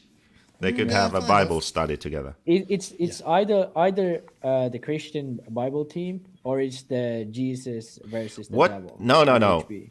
Basically, like we should, if that happens, okay, Lefty, I got an idea. If that Nope, happens, muting you. No ideas. If- Muting. Not listening to you, Joseph. Not listening to you. I kind of want to hear this. You can Well, cut it so- out if it's too offensive. no, yeah, if Lutz joins X-ray, then we have to come up with a slogan for their attack on the 2022 year. You know, something to do with the Crusades, or you know, something like that, right? Okay. I'm not Don't you partaking think? in that. I'm not partaking in that. We're gonna move on now. The Knights people of Templar? already think I'm I gonna hate say- America, and apparently The Knights God of is Templar? American, so I can't be too offensive. I don't know. I just don't think X-Ray has budget for Lutz, to be honest, though. You know, he will cost a lot of money too. That's the problem, though. Lutz is I don't still know. maybe I don't know good if cheaper, but I don't know if the EU pays American salaries or if actually America pays their salaries. I don't know. no idea. I don't But know. if It's going to the be EU interesting. paying, then they definitely have the So, money. are there any big moves coming still? Ongaro tires, maybe. Yes, maybe hot Ongaro race. tires. McBride not should be really. confirmed. McBride S-Works. Oh yeah, we forgot about Yeah. McBride. Yeah, it looks like it's S-Works for him, but S-Works. you know, I don't Yeah, know to who else me- would change. Sort of, yeah. There Wait. aren't any sort of big moves that would be coming, unless it's from like the back left suddenly. So who are now on S-Works then? McBride, We don't know Canas, that for sure. Boots, and Hackett Hackett, and Average Joe. Yeah. and So if all those moves are true, then the S-Works have a hell of a team again. yeah, they do. Yeah, You know? but they sort of missed a year when, like now all the semi-fast European kids left. In America, Cavalieri left. There was sort of a year where they sort of just lost drivers. And I think now it would be a year where they gain drivers. Well, I think they're going to gain drivers in America next year for sure. I'm seeing a bit. I more. think Team Lime is So- putting in a lot of effort, so it would be weird if they don't sign anyone. it'd be interesting. I can see Tanner Denny going there and Bornhorst because Denny probably wouldn't even need a full. Oh yeah. That's of course they are also in Arizona. I Yeah, don't know what so- their relationship is. Yeah, It- but to me, everybody seems to be I thinking don't it's know going if to be. the Limes hang out with that clique because Yes, to they all me hang it out with seems each other. they all, but at races as well. Obviously, there are different teams at races, but Yeah. you know Because they to all me, go to like this. if Denny is a guy like Joseph says that likes it as a hobby, he's making a bit of a dumb move for himself, I believe. If it is that he like joins S-Works because okay, Heckert hangs out with them, so maybe it could work out. I think it could work out. S-Works as well. We shall see. I still feel AE. I still feel I AE. I would vibe like coming to on. see AE because I think it would be good for AE as well.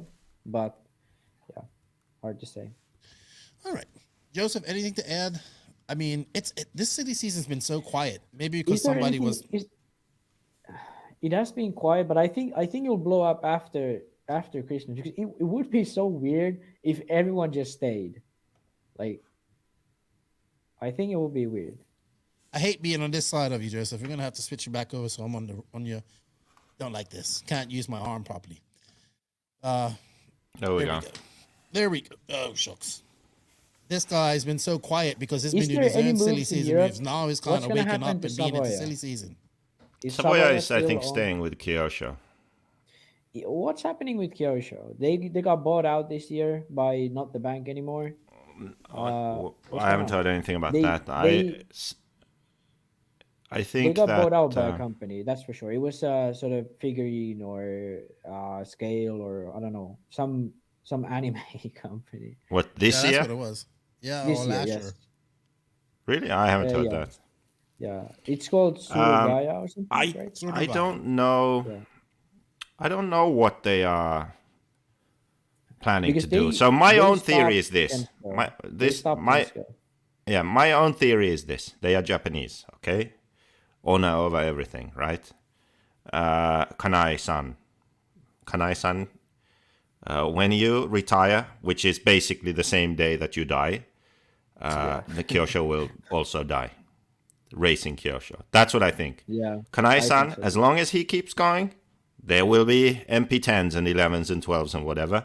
When that ends, I think Kyosho stops racing.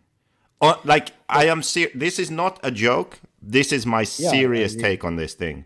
They don't want, they basically would want to do what Tamiya did. Yeah. Screw the racing. It's costing us money. Let's just focus on everything else, RTR right? stuff, Tamiya stuff, literally stuff. did that. Tamiya stopped racing, stopped paying all drivers, stopped making the racing cars. Done, right? Kyosho will do the same, but they have stopped everything except the 8-scale buggy, correct? Yeah. Yes. They are used not to doing have- anything in yeah. 10-scale off-road, on-road, nitro on-road. They aren't doing anything anymore for racing. Yeah. They aren't paying drivers. They aren't focusing on it. Only 8-scale off-road. Why? Because they have a deal with Automodel Yuichi Kanai, that design company, who provide them with the MP platform, Inferno platform for 8-scale. So if they stop that, maybe they actually put that company out of business, right? Because maybe that's all they do. So Kanai and the staff there at that company, they do the Inferno models. If there is no Kyosho Inferno, that company ceases to exist, correct? So I think that's why they don't stop it. Yes, I When agree. Kanai quits, then it's a natural time to, okay, Kanai retired, this our deal is now over, that company moves on to something else, maybe they are already transitioning, I don't know, then it ends. And then Kyosho will be like Tamiya. That's my theory. I agree. I think Kyosho has already cut off a lot. Like, they used to have touring cars. They used to obviously do even nitro on road. They used to have every single class out there, and year by year they've cut. They stopped on road at some point. They stopped all the on road nitro classes, and they kind of tried to do 10 scale still after they got bought out by the bank. But then, like, I think they just saw that didn't work out and they just stopped.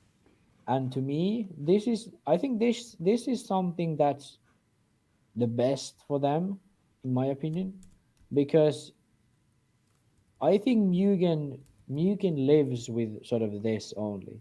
I think Kyosho can also live with this, sort of having only nitro off-road vehicles. They obviously Mugen have on-road, but I don't think they make a lot of money from the on-road vehicles. So, yeah, to me, the way They just Kyosho have keeps making on so much going, money with Mini Z and all that there, man. That's Yeah, what making Kyosho, the yeah. money. yeah, and that's what Joseph mean. Like, Mhm. Kyosho's revenue at their peak was like $100 million a year, I think. This was in 2004 or 5, and if you think of like uh, professional RC or racing RC, there's no way you make even like a 10% of that. Like well, maybe 10% is maybe possible, but even 10%, making 10% of that is hard with racing.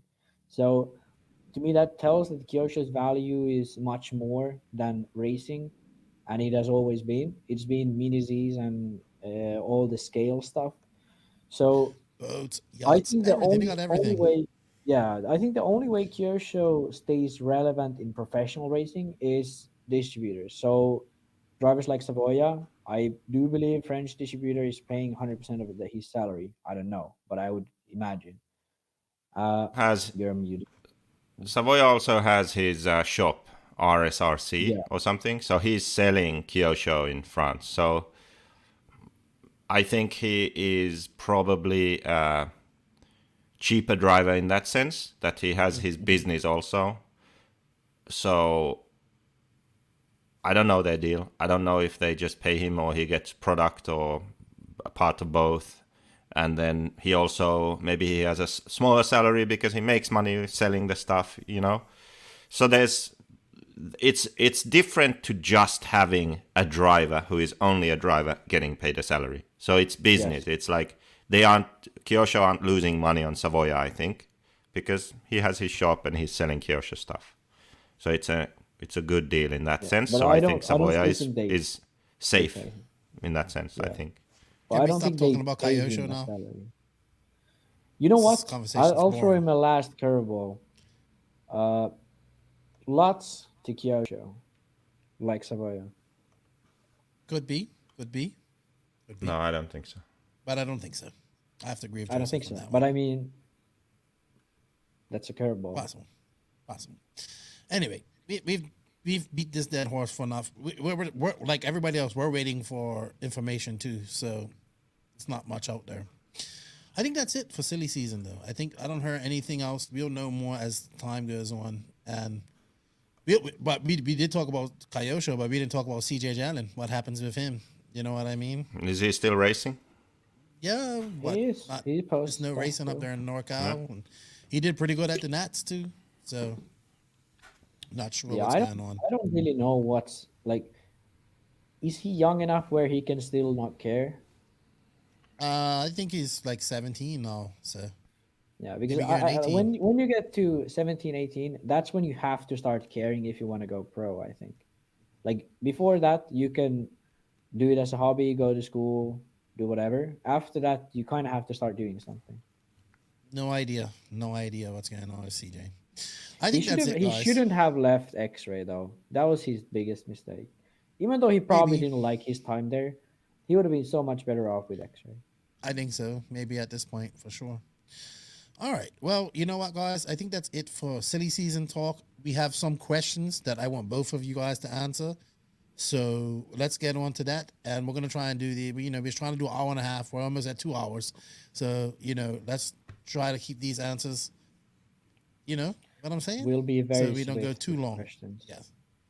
All right. Well, thank you for all the. We will, as I said, as more news breaks for silly season, we'll be able to talk about it. But it's being a very drawn out silly season, and I think the biggest news was announced already. So we shall see. Let's see if somebody tops that this year. And yeah, let's go on to the Beach RC bench racing Q&A. BeachRC.com, the racers' one-stop online hobby shop. Choose from all the popular brands and variety in stock with super fast shipping and great customer service. BeachRC.com still has the local hobby shop feel with all the benefits of the internet. BeachRC.com is the exclusive distributor for Ultimate Racing, JQ Racing, Pro Circuit Racing Tires, Nitro Lux Fuels, and Assault RC Performance products. So fill up your cart and check out at BeachRC.com today. Thank you to Beach RC for their continued support of the podcast. Go check out Lucas Lawrence, Ahab, and the White Whale Travels. He did a great blog from Fall Brawl. I really enjoyed that. 45 minutes long. And Beach RC has given us some gift certificates to give out to you guys this Friday. So thank you to them. Go check them out. And if you guys can, use our affiliate link in the written description of this podcast. So, and thank you everybody for the question. So first up, this is a question about race organizations. So this might pique Joseph's ears. Mike Scorchy, he wants to know what is the best ways that race organizers could do to minimize qualifying, maximize racing. He says, I do not like IFMAR style qualifying. He says TQ is just a win of practice. You end up spending most of your time qualifying. All the stuff we've talked about before. And he goes, I would like to see more really race style formats, but do it for all classes and stop wasting so much time qualifying and let's go racing. Go ahead, Joseph. maybe now with Max back, we can finally have this project see the light of day. So basically have formats, schedules, all of this stuff to improve racing.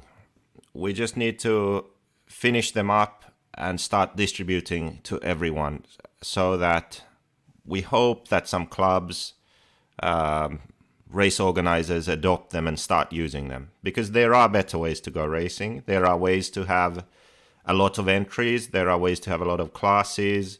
There are ways to earn a lot of money as a race organizer and provide a better product to the racer. That involves not having to spend all day at the track for smaller races, club races, local, regional races, whatever. Breaking up the day in that way, separating the classes a bit. And it also involves racing in a different way, where the focus is more on racing the other cars on the track. But in short, the way to do it is to make qualifying so that you don't count the whole 5 minutes. You just take the best laps, like 3 best laps, 5 best laps, something like that. Any laps within that qualifying round. That means you can, just one round of that is enough for a club race, right? Most of the time, most drivers will be able to do enough laps, even if they break, so that they have a qualifying time, right?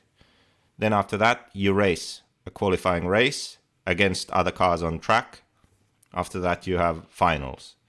So there are, for different size races, there are different ways you can apply this idea of qualifying being about fast laps, then having a qualifying race to set the grid for the final, then having a final. So you keep a bit of the sort of heritage of RC, but you also bring something new to it. More heads-up racing, more emphasis on fast lapping qualifying, more fun. So less stress.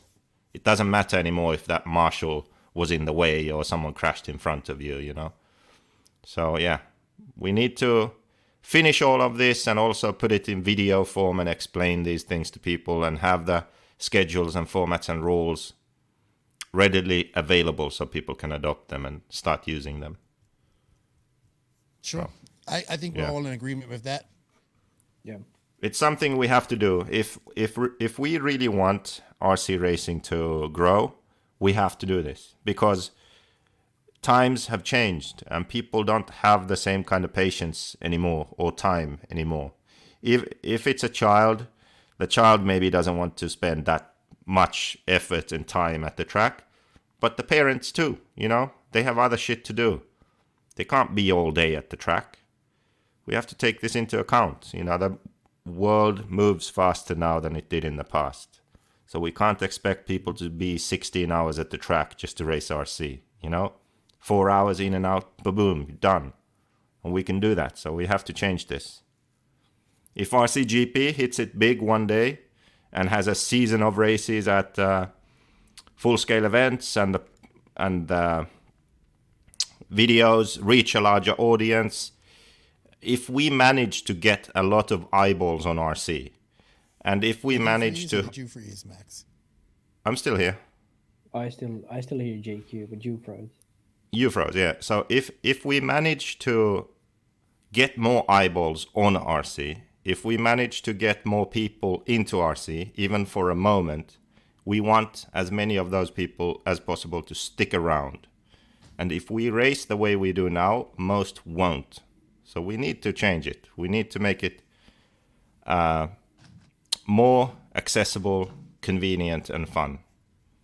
Yeah. The thing is, now there's more we have to compete with. Like in the 90s, there was slight hint of video games.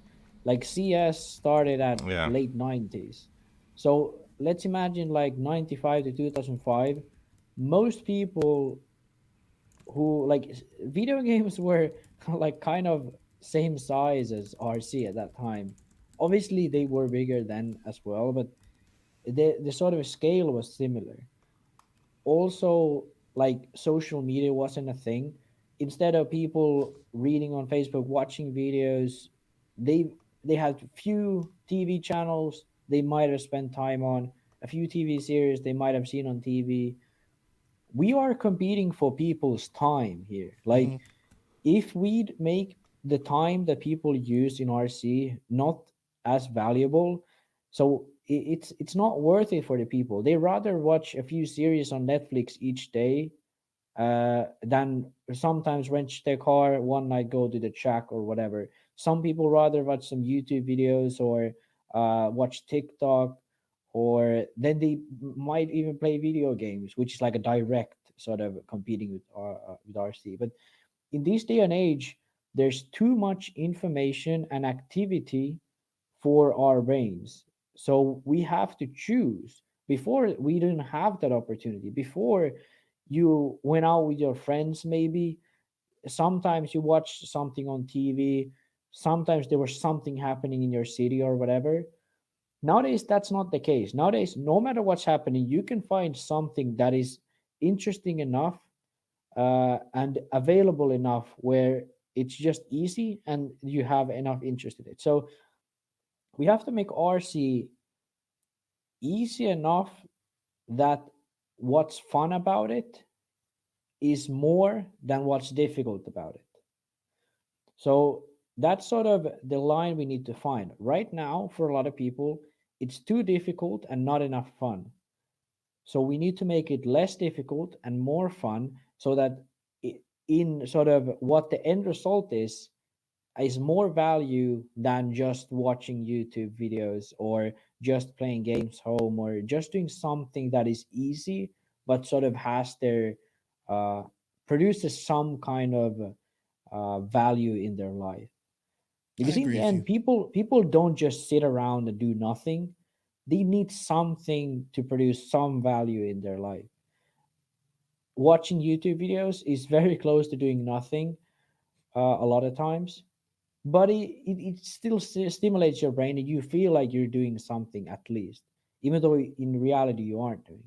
So that's sort of what we got to look at. Like, we have more competition now, and we need to be better to even stay on the same level.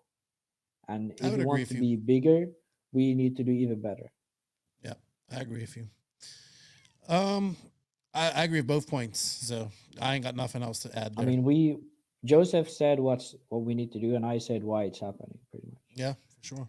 Yeah. So Lance Murray, thoughts on reducing shock oil weights going into winter weather. Nebraska here, and it's getting cold even for indoor tracks. He says AE says reduce one weight by 10-degree changes.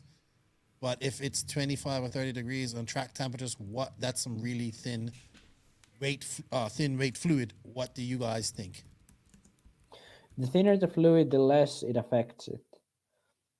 So if you imagine like water, the density of water doesn't change much, and the sort of viscosity of water doesn't change much depending on temperature, because it is like water is basically zero weight of fluid.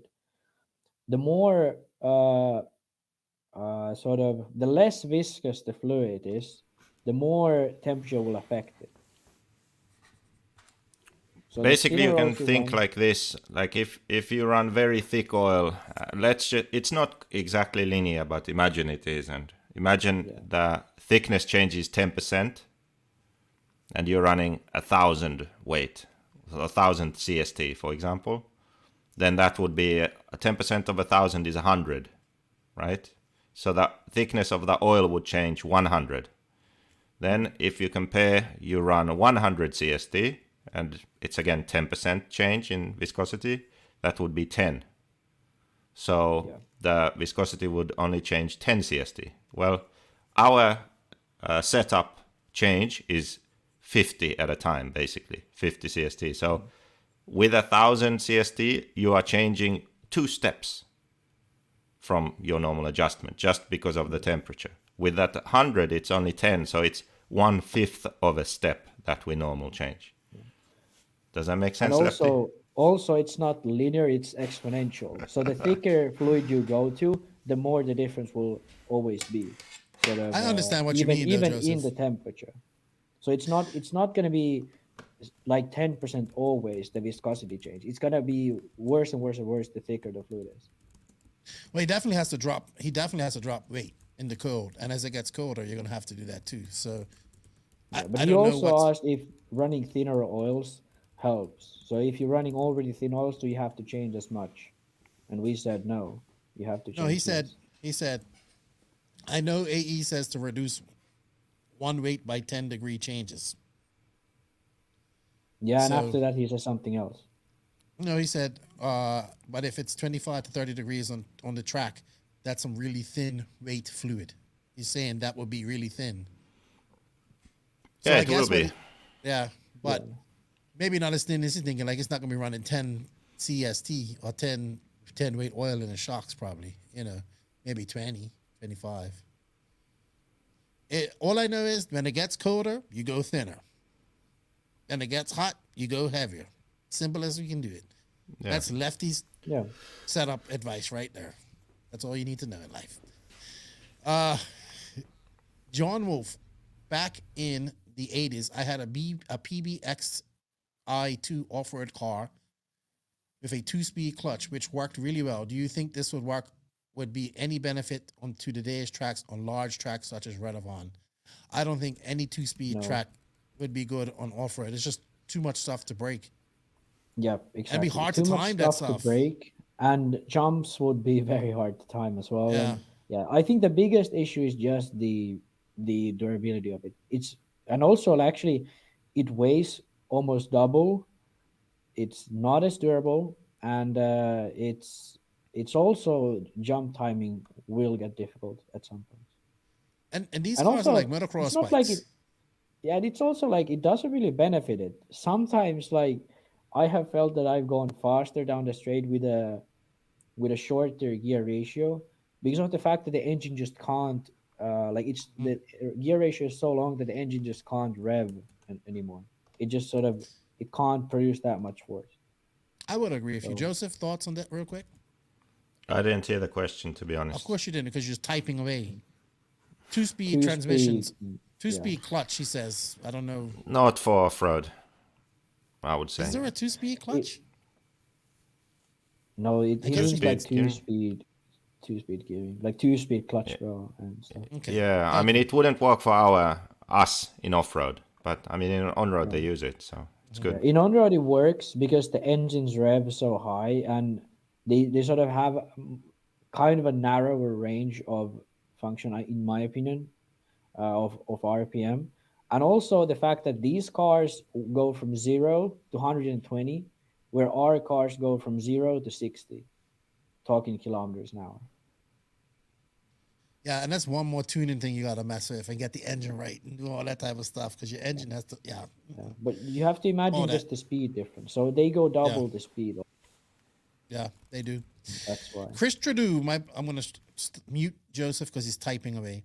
Chris Trudeau, what percents of pros getting a paycheck would still drive RC cars if it wasn't their job?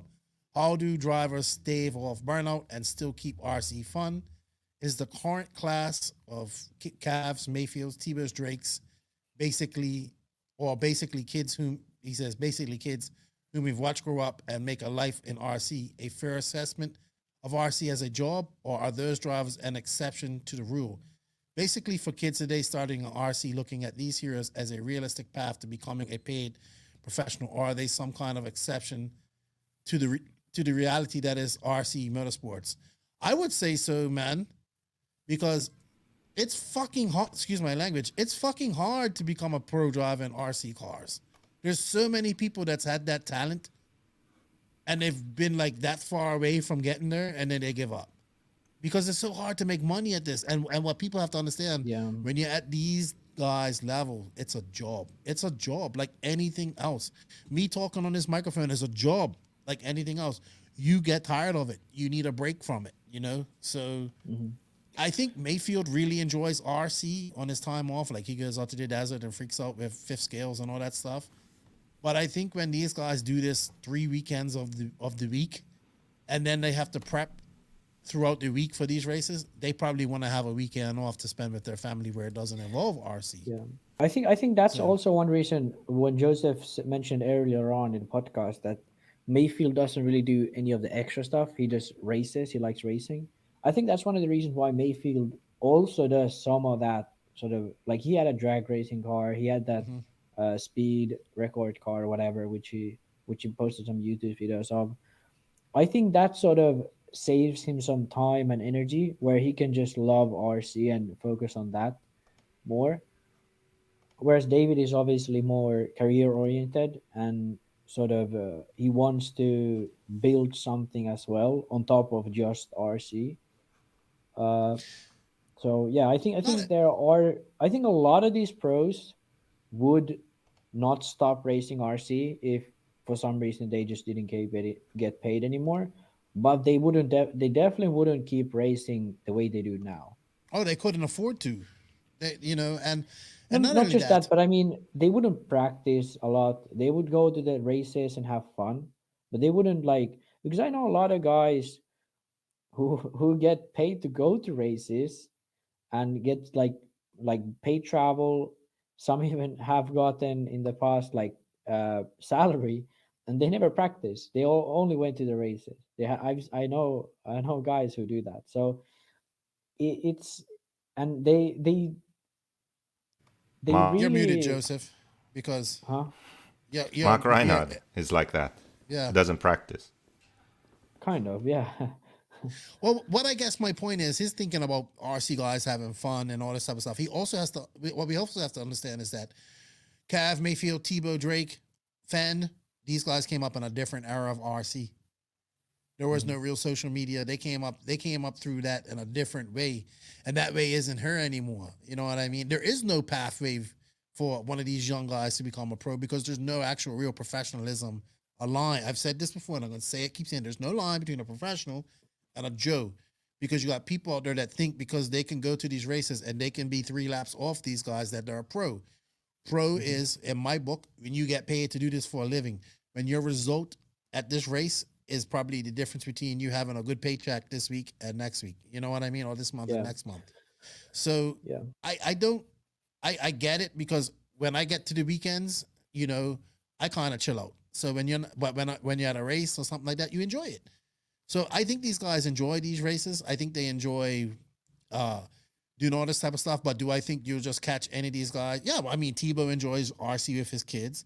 But do you think I'll see some of these guys just going out there and driving cars out in their yard just to drive it? Probably not. Or Oh, but some guys. I don't think that's what he's asking. I think what he's asking is if these guys was like the RC career was kind of over, would they stop racing or would they still go to some No, races? he asked how do drivers stave off burnout and still keep RC fun. They have other things to do in life too, like kids and other Okay. hobbies Yeah. and stuff that they do. Okay. Well then, So yeah. it's a But deep question, but even for young drivers that are looking to these guys are the exceptions that made it to this level. You know what I mean? They won and oh now yeah, it's even harder to be a pro driver. You know what I mean? So yeah. I don't know Yeah, what the people don't answer really. is for One these thing young kids. people miss a lot of times is when David Ronnefalk was like racing through the ranks. There was a lot of fast guys in Sweden, uh, similar to his age, and to my knowledge, none of those guys run RC anymore.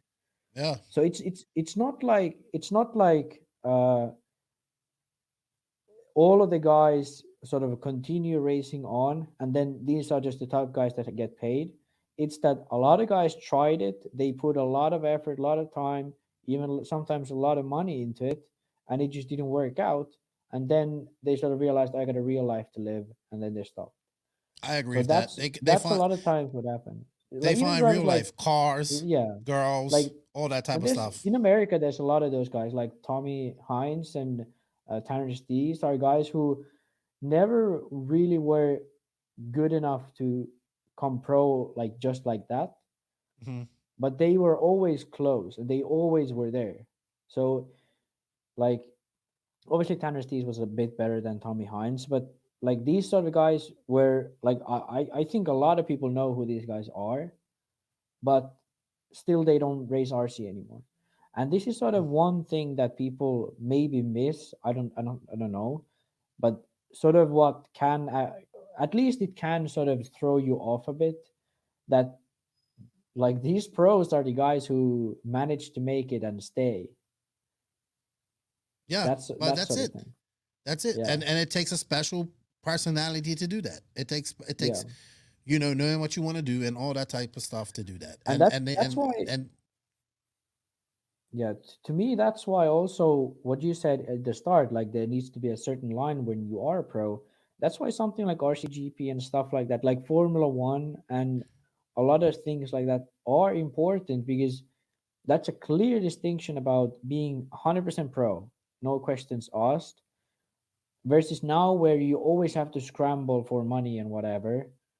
Uh, and because to me, it would be more interesting if in DNC the pro class was just pros, only pros.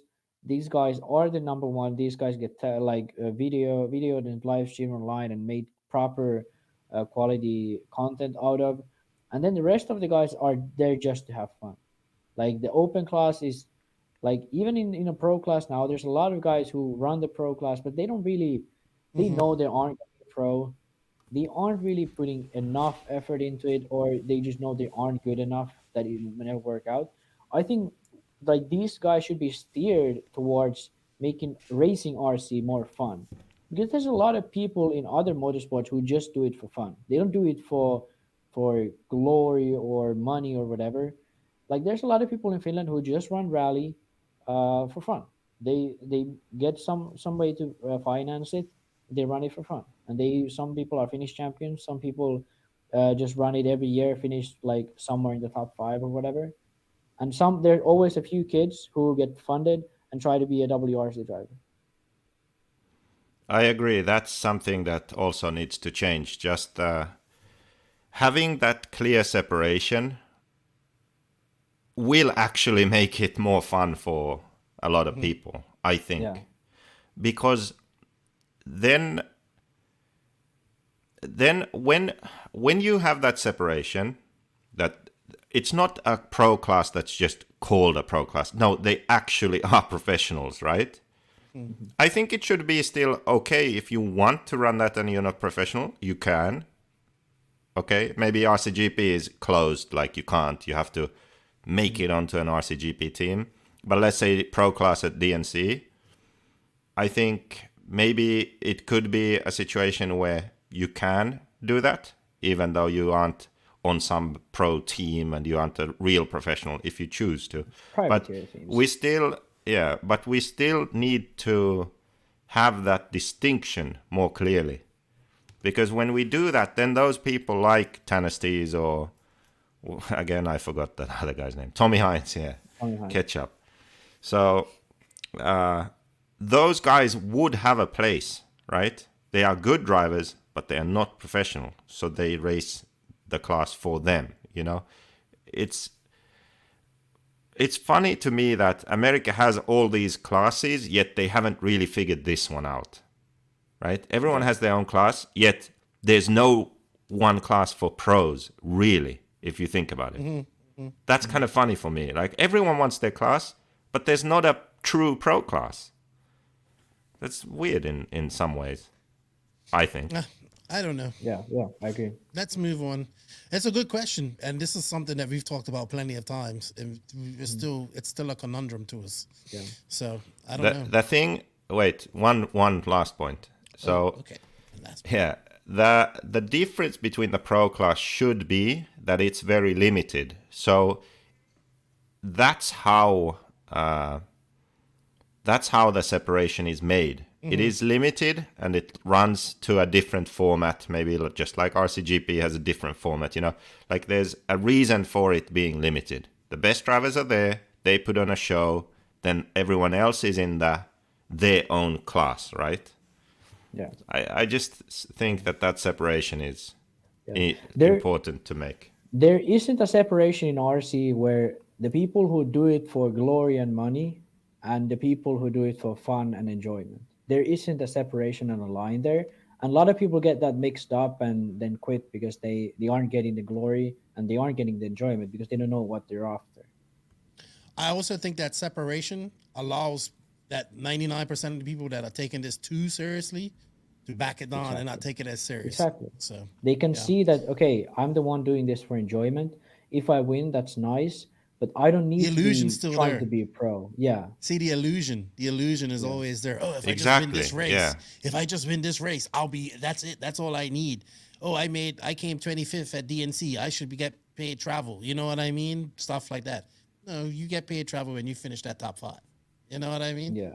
So anyway, we can go on and on about that.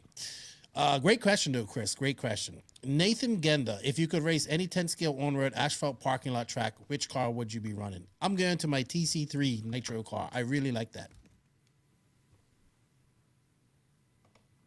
What about you? I don't race. That's the only on-road car I've ever raced. He said asphalt parking lot. Or parking lot type track. Does he mean like on road or Yeah, 10 scale on-road. touring or like Touring. nitro? Like, I don't know. Just a 10 scale on-road, dude. I guess he mean electric touring. Yeah, automatics, I think. Or does he want to be an old car? No, any car you want. Yeah, automatics. That's I one would of the run coolest the- things ever. But he's in the parking lot, he said. So I'd run those Tamiya Euro trucks. That's what I'd run. There you go. There you go. Yeah, I don't really you go. understand it. I don't really Oh, I know what I'd run. I'd run Tamiya M Chassis Mini. I really enjoyed that. I really Yeah, those enjoyed that. minis are fun. Yeah, you're right. That's yeah, what I would I'll run. switch to that. Yeah. Joe Zaire Jr. of Ran Out of Talent. What's up, Savage Joe? Do you think that they should release what pro drivers are making like other motorsports? If they do, will this deter future pro racers because their salaries are not nearly what they think they are? Do they actually disclose it on other motorsports? I don't think No. they do. Yeah, they do. It's They just do. journal. People know. No, I mean they know, but it's journalism. It's not that Yeah. the brands disclose it. So, what they should be asking is, should we have better investigative journalism in RC? Which is yes, obviously we should. If these sort of salaries were revealed, I don't think it would hurt. Really, people probably know around what these guys are making. I don't think people are. No, they don't. You'd be surprised how many people think these guys are making millions. This was something. What the hell? I can't remember anymore where I was supposed to do this. Like, was it on the? I think it was a YouTube video that I was going to do. And instead of the problem is RC is so damn small. You know, in bigger sports you can do this. You can have a journalist who's kind of an outsider but an insider at the same time and can reveal stuff. Here it's different. It's so small that you're like one step removed. Everyone is one step removed from everyone. You know, so you can't do it the same way. So the one way to do it is to have grouping system. So you have the elite guys, then you have the good but not quite elite guys, and then you have sort of semi-pro, right? Yeah. And then you give the salary ranges for them. Like elite guys, they make about this on the car, this on the engine, this and that's, but you don't say who is making what. So Yeah. having all the information out there, you don't know exactly what Mayfield is making or Cavalieri or Ronnefalk. You don't know, but you know the range. And then below those elite guys, you have, I don't know, who would it be? Like Baruffolo or Ogden, you know, these kind of guys. Yeah. They are not the winning, but they are good and they are paid. What do they make? And then you have the semi-pro guys, you know. So I think that could be interesting for people. So they get a quite good idea of what drivers are paid, but they don't know exactly what each individual is paid. Yeah, I like that. I like that a lot. I think that's doable also, because I'm friends enough with enough drivers that I think that we could put it together.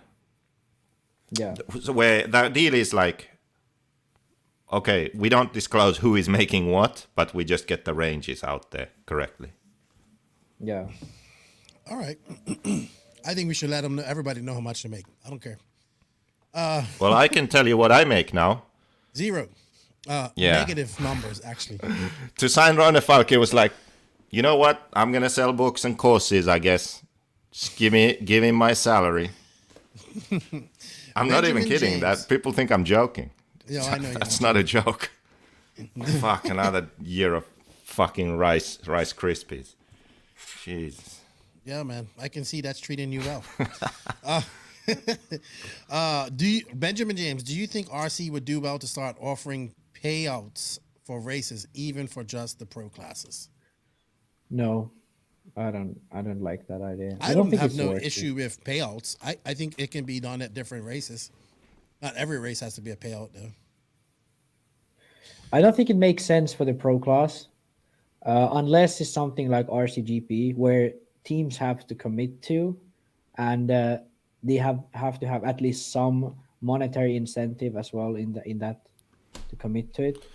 I think in that sense it should be there, but I don't like the idea of sort of come to this race and you can win this amount of money when you win it.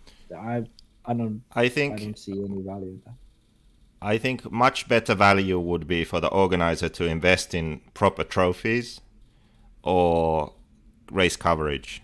Whatever money they are putting towards a payout, put that money into the event in a different way.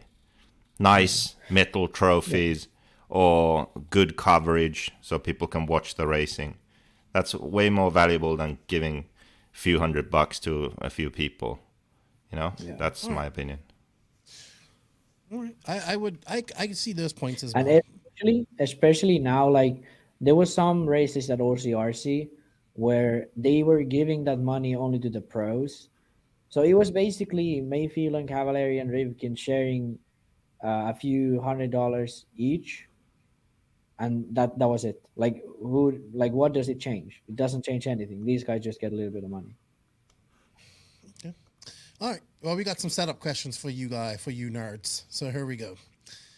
Buck Owens, where is a good place to start to lessen the rear collapsing underpower on the BEE buggy?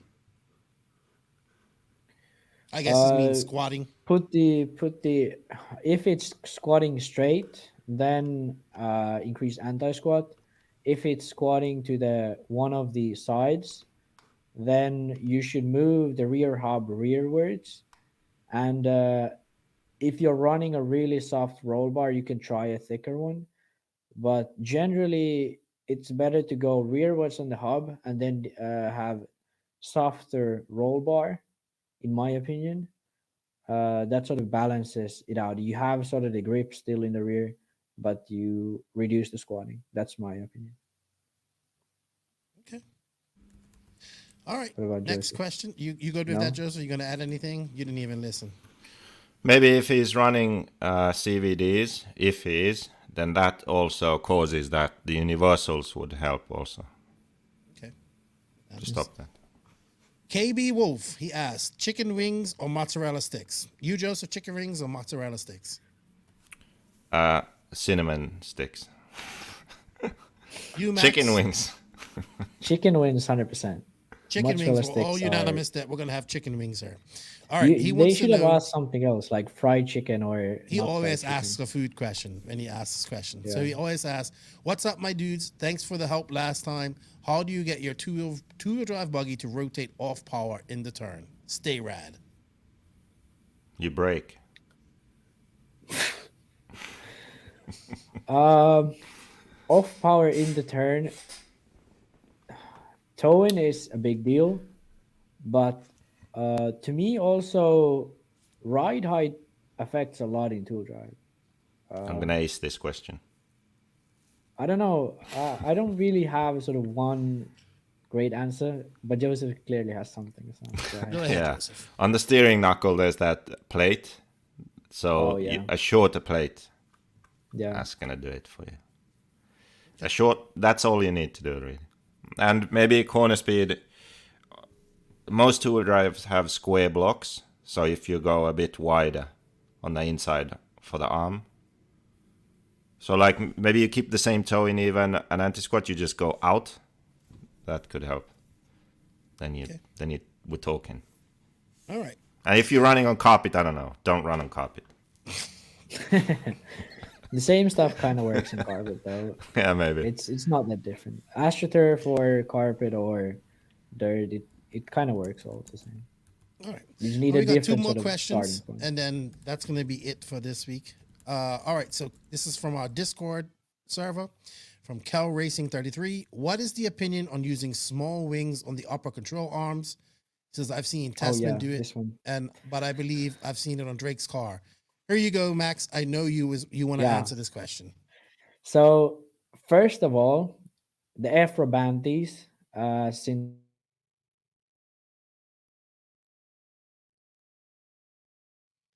What happened to Max? yeah, my camera died and my computer died as well. So Oh, okay. okay, we're back. So yeah, Afro Banties at the start of 2020. So the rules state that there are no wings allowed to be attached on the wishbones or stuff like that. So you can't really use them anymore in Europe. JQSM. Yeah, I don't understand why they did that really though. What was their reasoning? I think they sort of didn't like when people started putting more wings in the car, the stuff I did, but the rules they have really don't ban the stuff I did to the car because they are still part of the body shell. The rules state that you are like they don't say that you aren't allowed to attach the wings to the body shell. They only state that you can only use a front wing and only use a rear wing and the body, but they don't state what means the body because the rules still have a section where they say if you run a body over the tires, they have to cover more than 50% of the tires. So it's either more than 50% or not at all. So that's the rules they have as well, which is a bit idiotic. It's from the time where people were running Beetle bodies on 8 scale buggies as well. Um, Also, the rules they wrote about the front wing was a bit ridiculous. They said the front wing is only allowed to be attached between the gearbox and the front wing. Sorry, front shock tower, and But that it doesn't says matter. behind the shock tower. That doesn't Huh? matter. He just wants to know if they work. He's in America. They can run them. No, he can run them, but I'm just explaining to rest of the people who because No. there are Europeans listening to this as well and thinking what that can they do. So now that the rules and that is explained, these wings do work in a sense that you will get more, actually a lot more front grip on high speed. The issue I find with this is, especially on sweepers and stuff, you feel like you can just steer and the car will steer, but the issue is it starts to stall the car a lot. So you will lose a lot of corner speed and you have to stay more on the throttle if you are steering more. So it doesn't really help you because you have to sort of still come off the throttle and have the car steer normally and without if you don't want the rear end to kick out, because if you just steer, the rear end will kick out because the balance is so much on the front. So I don't really know why these guys like to drive with these. I tried them, and I never really liked the feeling they produce. They sort of have the front end dominate, and the rear end will just suddenly kick out. Uh, but if you are a driver who drives a lot on power, you like a car that pushes a bit normally, but you kind of want to have that grip on higher speed corners and especially on sweepers.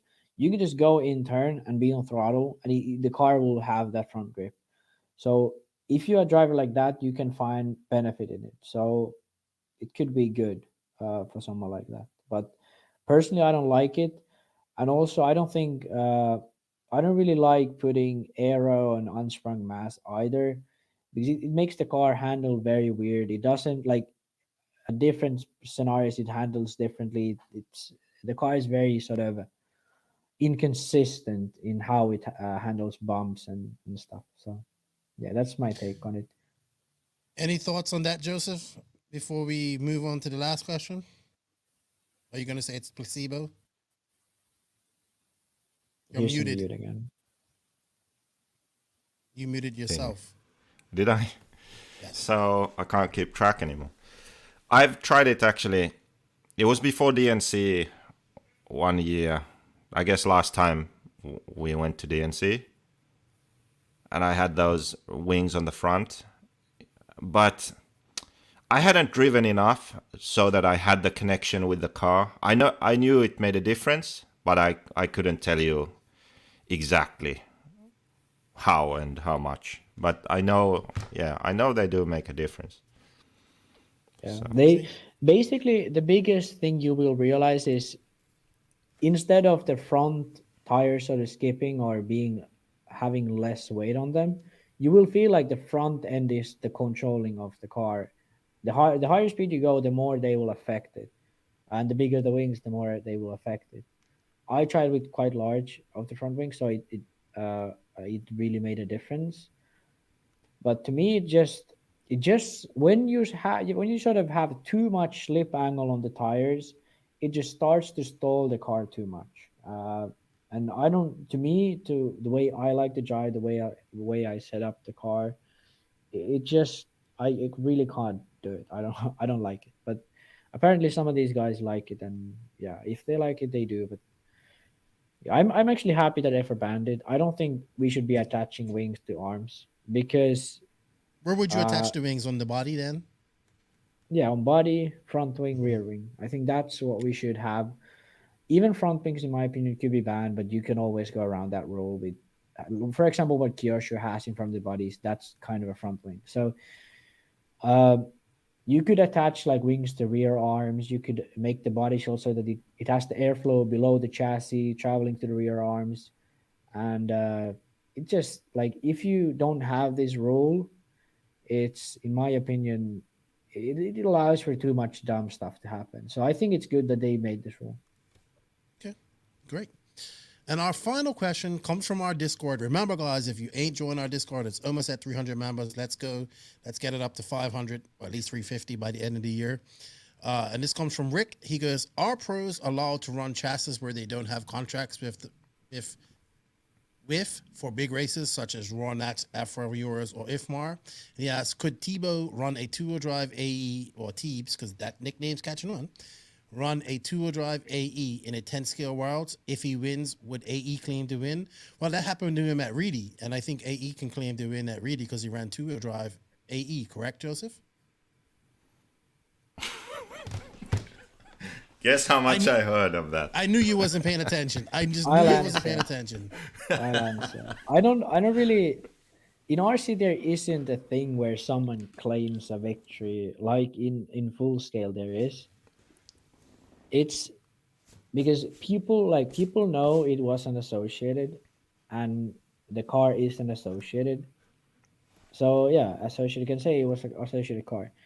Yeah. Something like when David ran the HP prototype, where they have the associated car, front end was completely associated, rear arms and stuff were from associated, but they had a HP gearbox and some rear shock towers and stuff.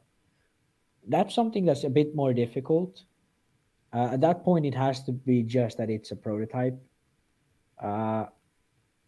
But yeah, but when it's like Tebow, it was 100% associated. They might have had some optional parts. Then it's pretty clear cut. What comes to do manufacturers allow it? Most of the time, yes. If you just ask them. And especially if AE may have helped him to get to that race too. You know what I mean? So I don't think AE did anything. I think they just gave him free cars because I'm sure he got a bonus for winning the Reedy with it though. No, I don't think so. I don't know. I don't think so. No. Why would they? Fucking run as Techno. Well, didn't it say Techno in the results too? Like, it's Techno. Is it? I could have sworn that. Well, maybe not.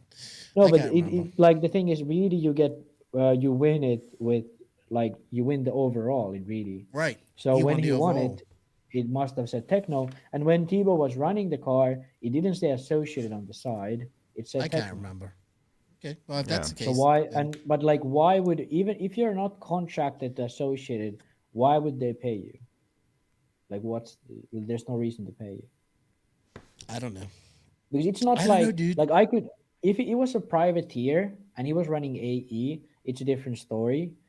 But when it's a guy who is running for a different company, promoting a different company, and then he runs some class, like Cavalieri was running with Espers. Cavalieri was running Associated trucks, it's not like Associated was giving him bonuses. He's also for running winning. 2 TLR 2-wheel drive. So, Yeah. but anyway, I don't know how it feels. Maybe if that person's worked out a deal with Associated and their current sponsor where they can get some money from it, then fine. But we don't see that much, you know. So Yeah. At best, it is what it these is. guys get the stuff for free. I think that's the case. At worst, they don't even get it for free, and they have to pay. Well, Joseph, hold on, Joseph. No, but you see, you ran Associated stuff, so they can claim Associated 10 scale. So okay, nah, that doesn't count. And also, you didn't count at Reedy, so it doesn't matter. So What? I almost won a race. Oh, Jason. Don't forget. oh shit, the highlight of your Reedy career. I almost won a race. No, you did almost. I win a just race. wanted to win one race. Fucking failed at that. Well, I'm glad you knocked that Reedy race shit out of your brain.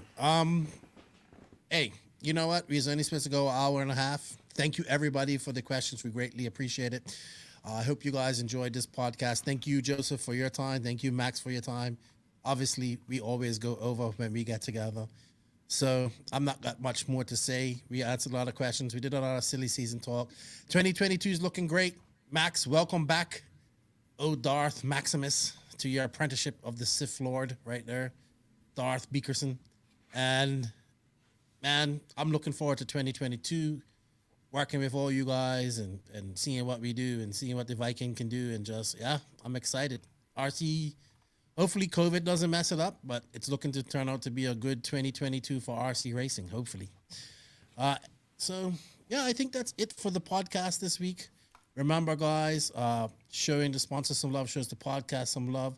Thank you to everybody that tunes in. We greatly appreciate it. We can't do it without the NNRC squad around the world. We can't do it without the patrons of the podcast. If you guys wish to be a patron, you can do that there is a written link in the description of this podcast. There's a special going on with the Invisible Speed course. Buy one, get two, one free, Joseph. Hey, Yes. by the way, What a genius Christmas promotion, eh? Buy one, get one free. Yeah. It's the best Christmas present you can give to anyone. We're also going to be giving away some courses this Friday. So, yeah. You buy you know why it's genius? You can be selfish and giving at the same time. You get yourself a course, but you get a free one you can give away. So you look like the good guy, but actually you just wanted it for yourself. But you don't need to tell that to the guy who gets it for free.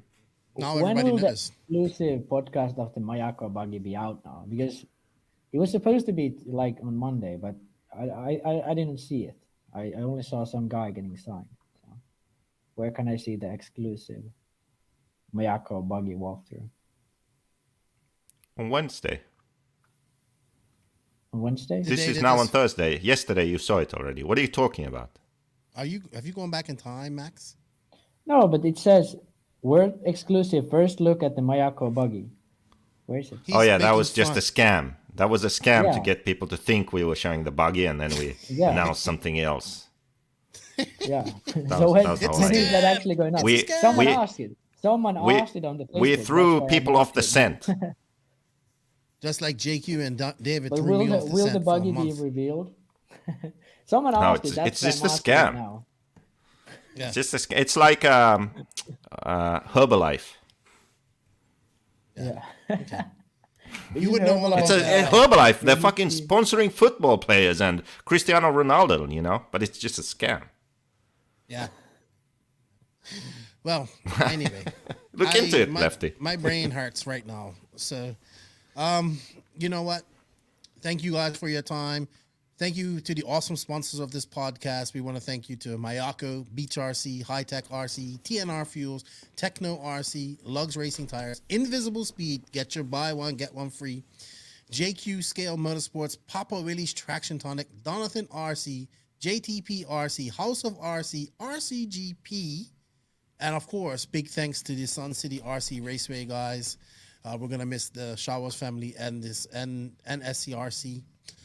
Remember, everybody, showing these sponsors some love, shows the podcast some love. There are links to these sponsors. There's coupon codes. You can save some money. All of it is in the written description of this podcast. Please, if you guys can, use it. Remember also to sub and hit that notification button on the NNRC YouTube page and Max's page, as well as JQ. Even JQ is quieted down on his JQ page, his YouTube page. And also leave reviews. That's what I want. I want people to leave reviews on the podcast. If you didn't like it, say it. If you liked it, cool. On these different podcast apps, it gets us out into the algorithm out there.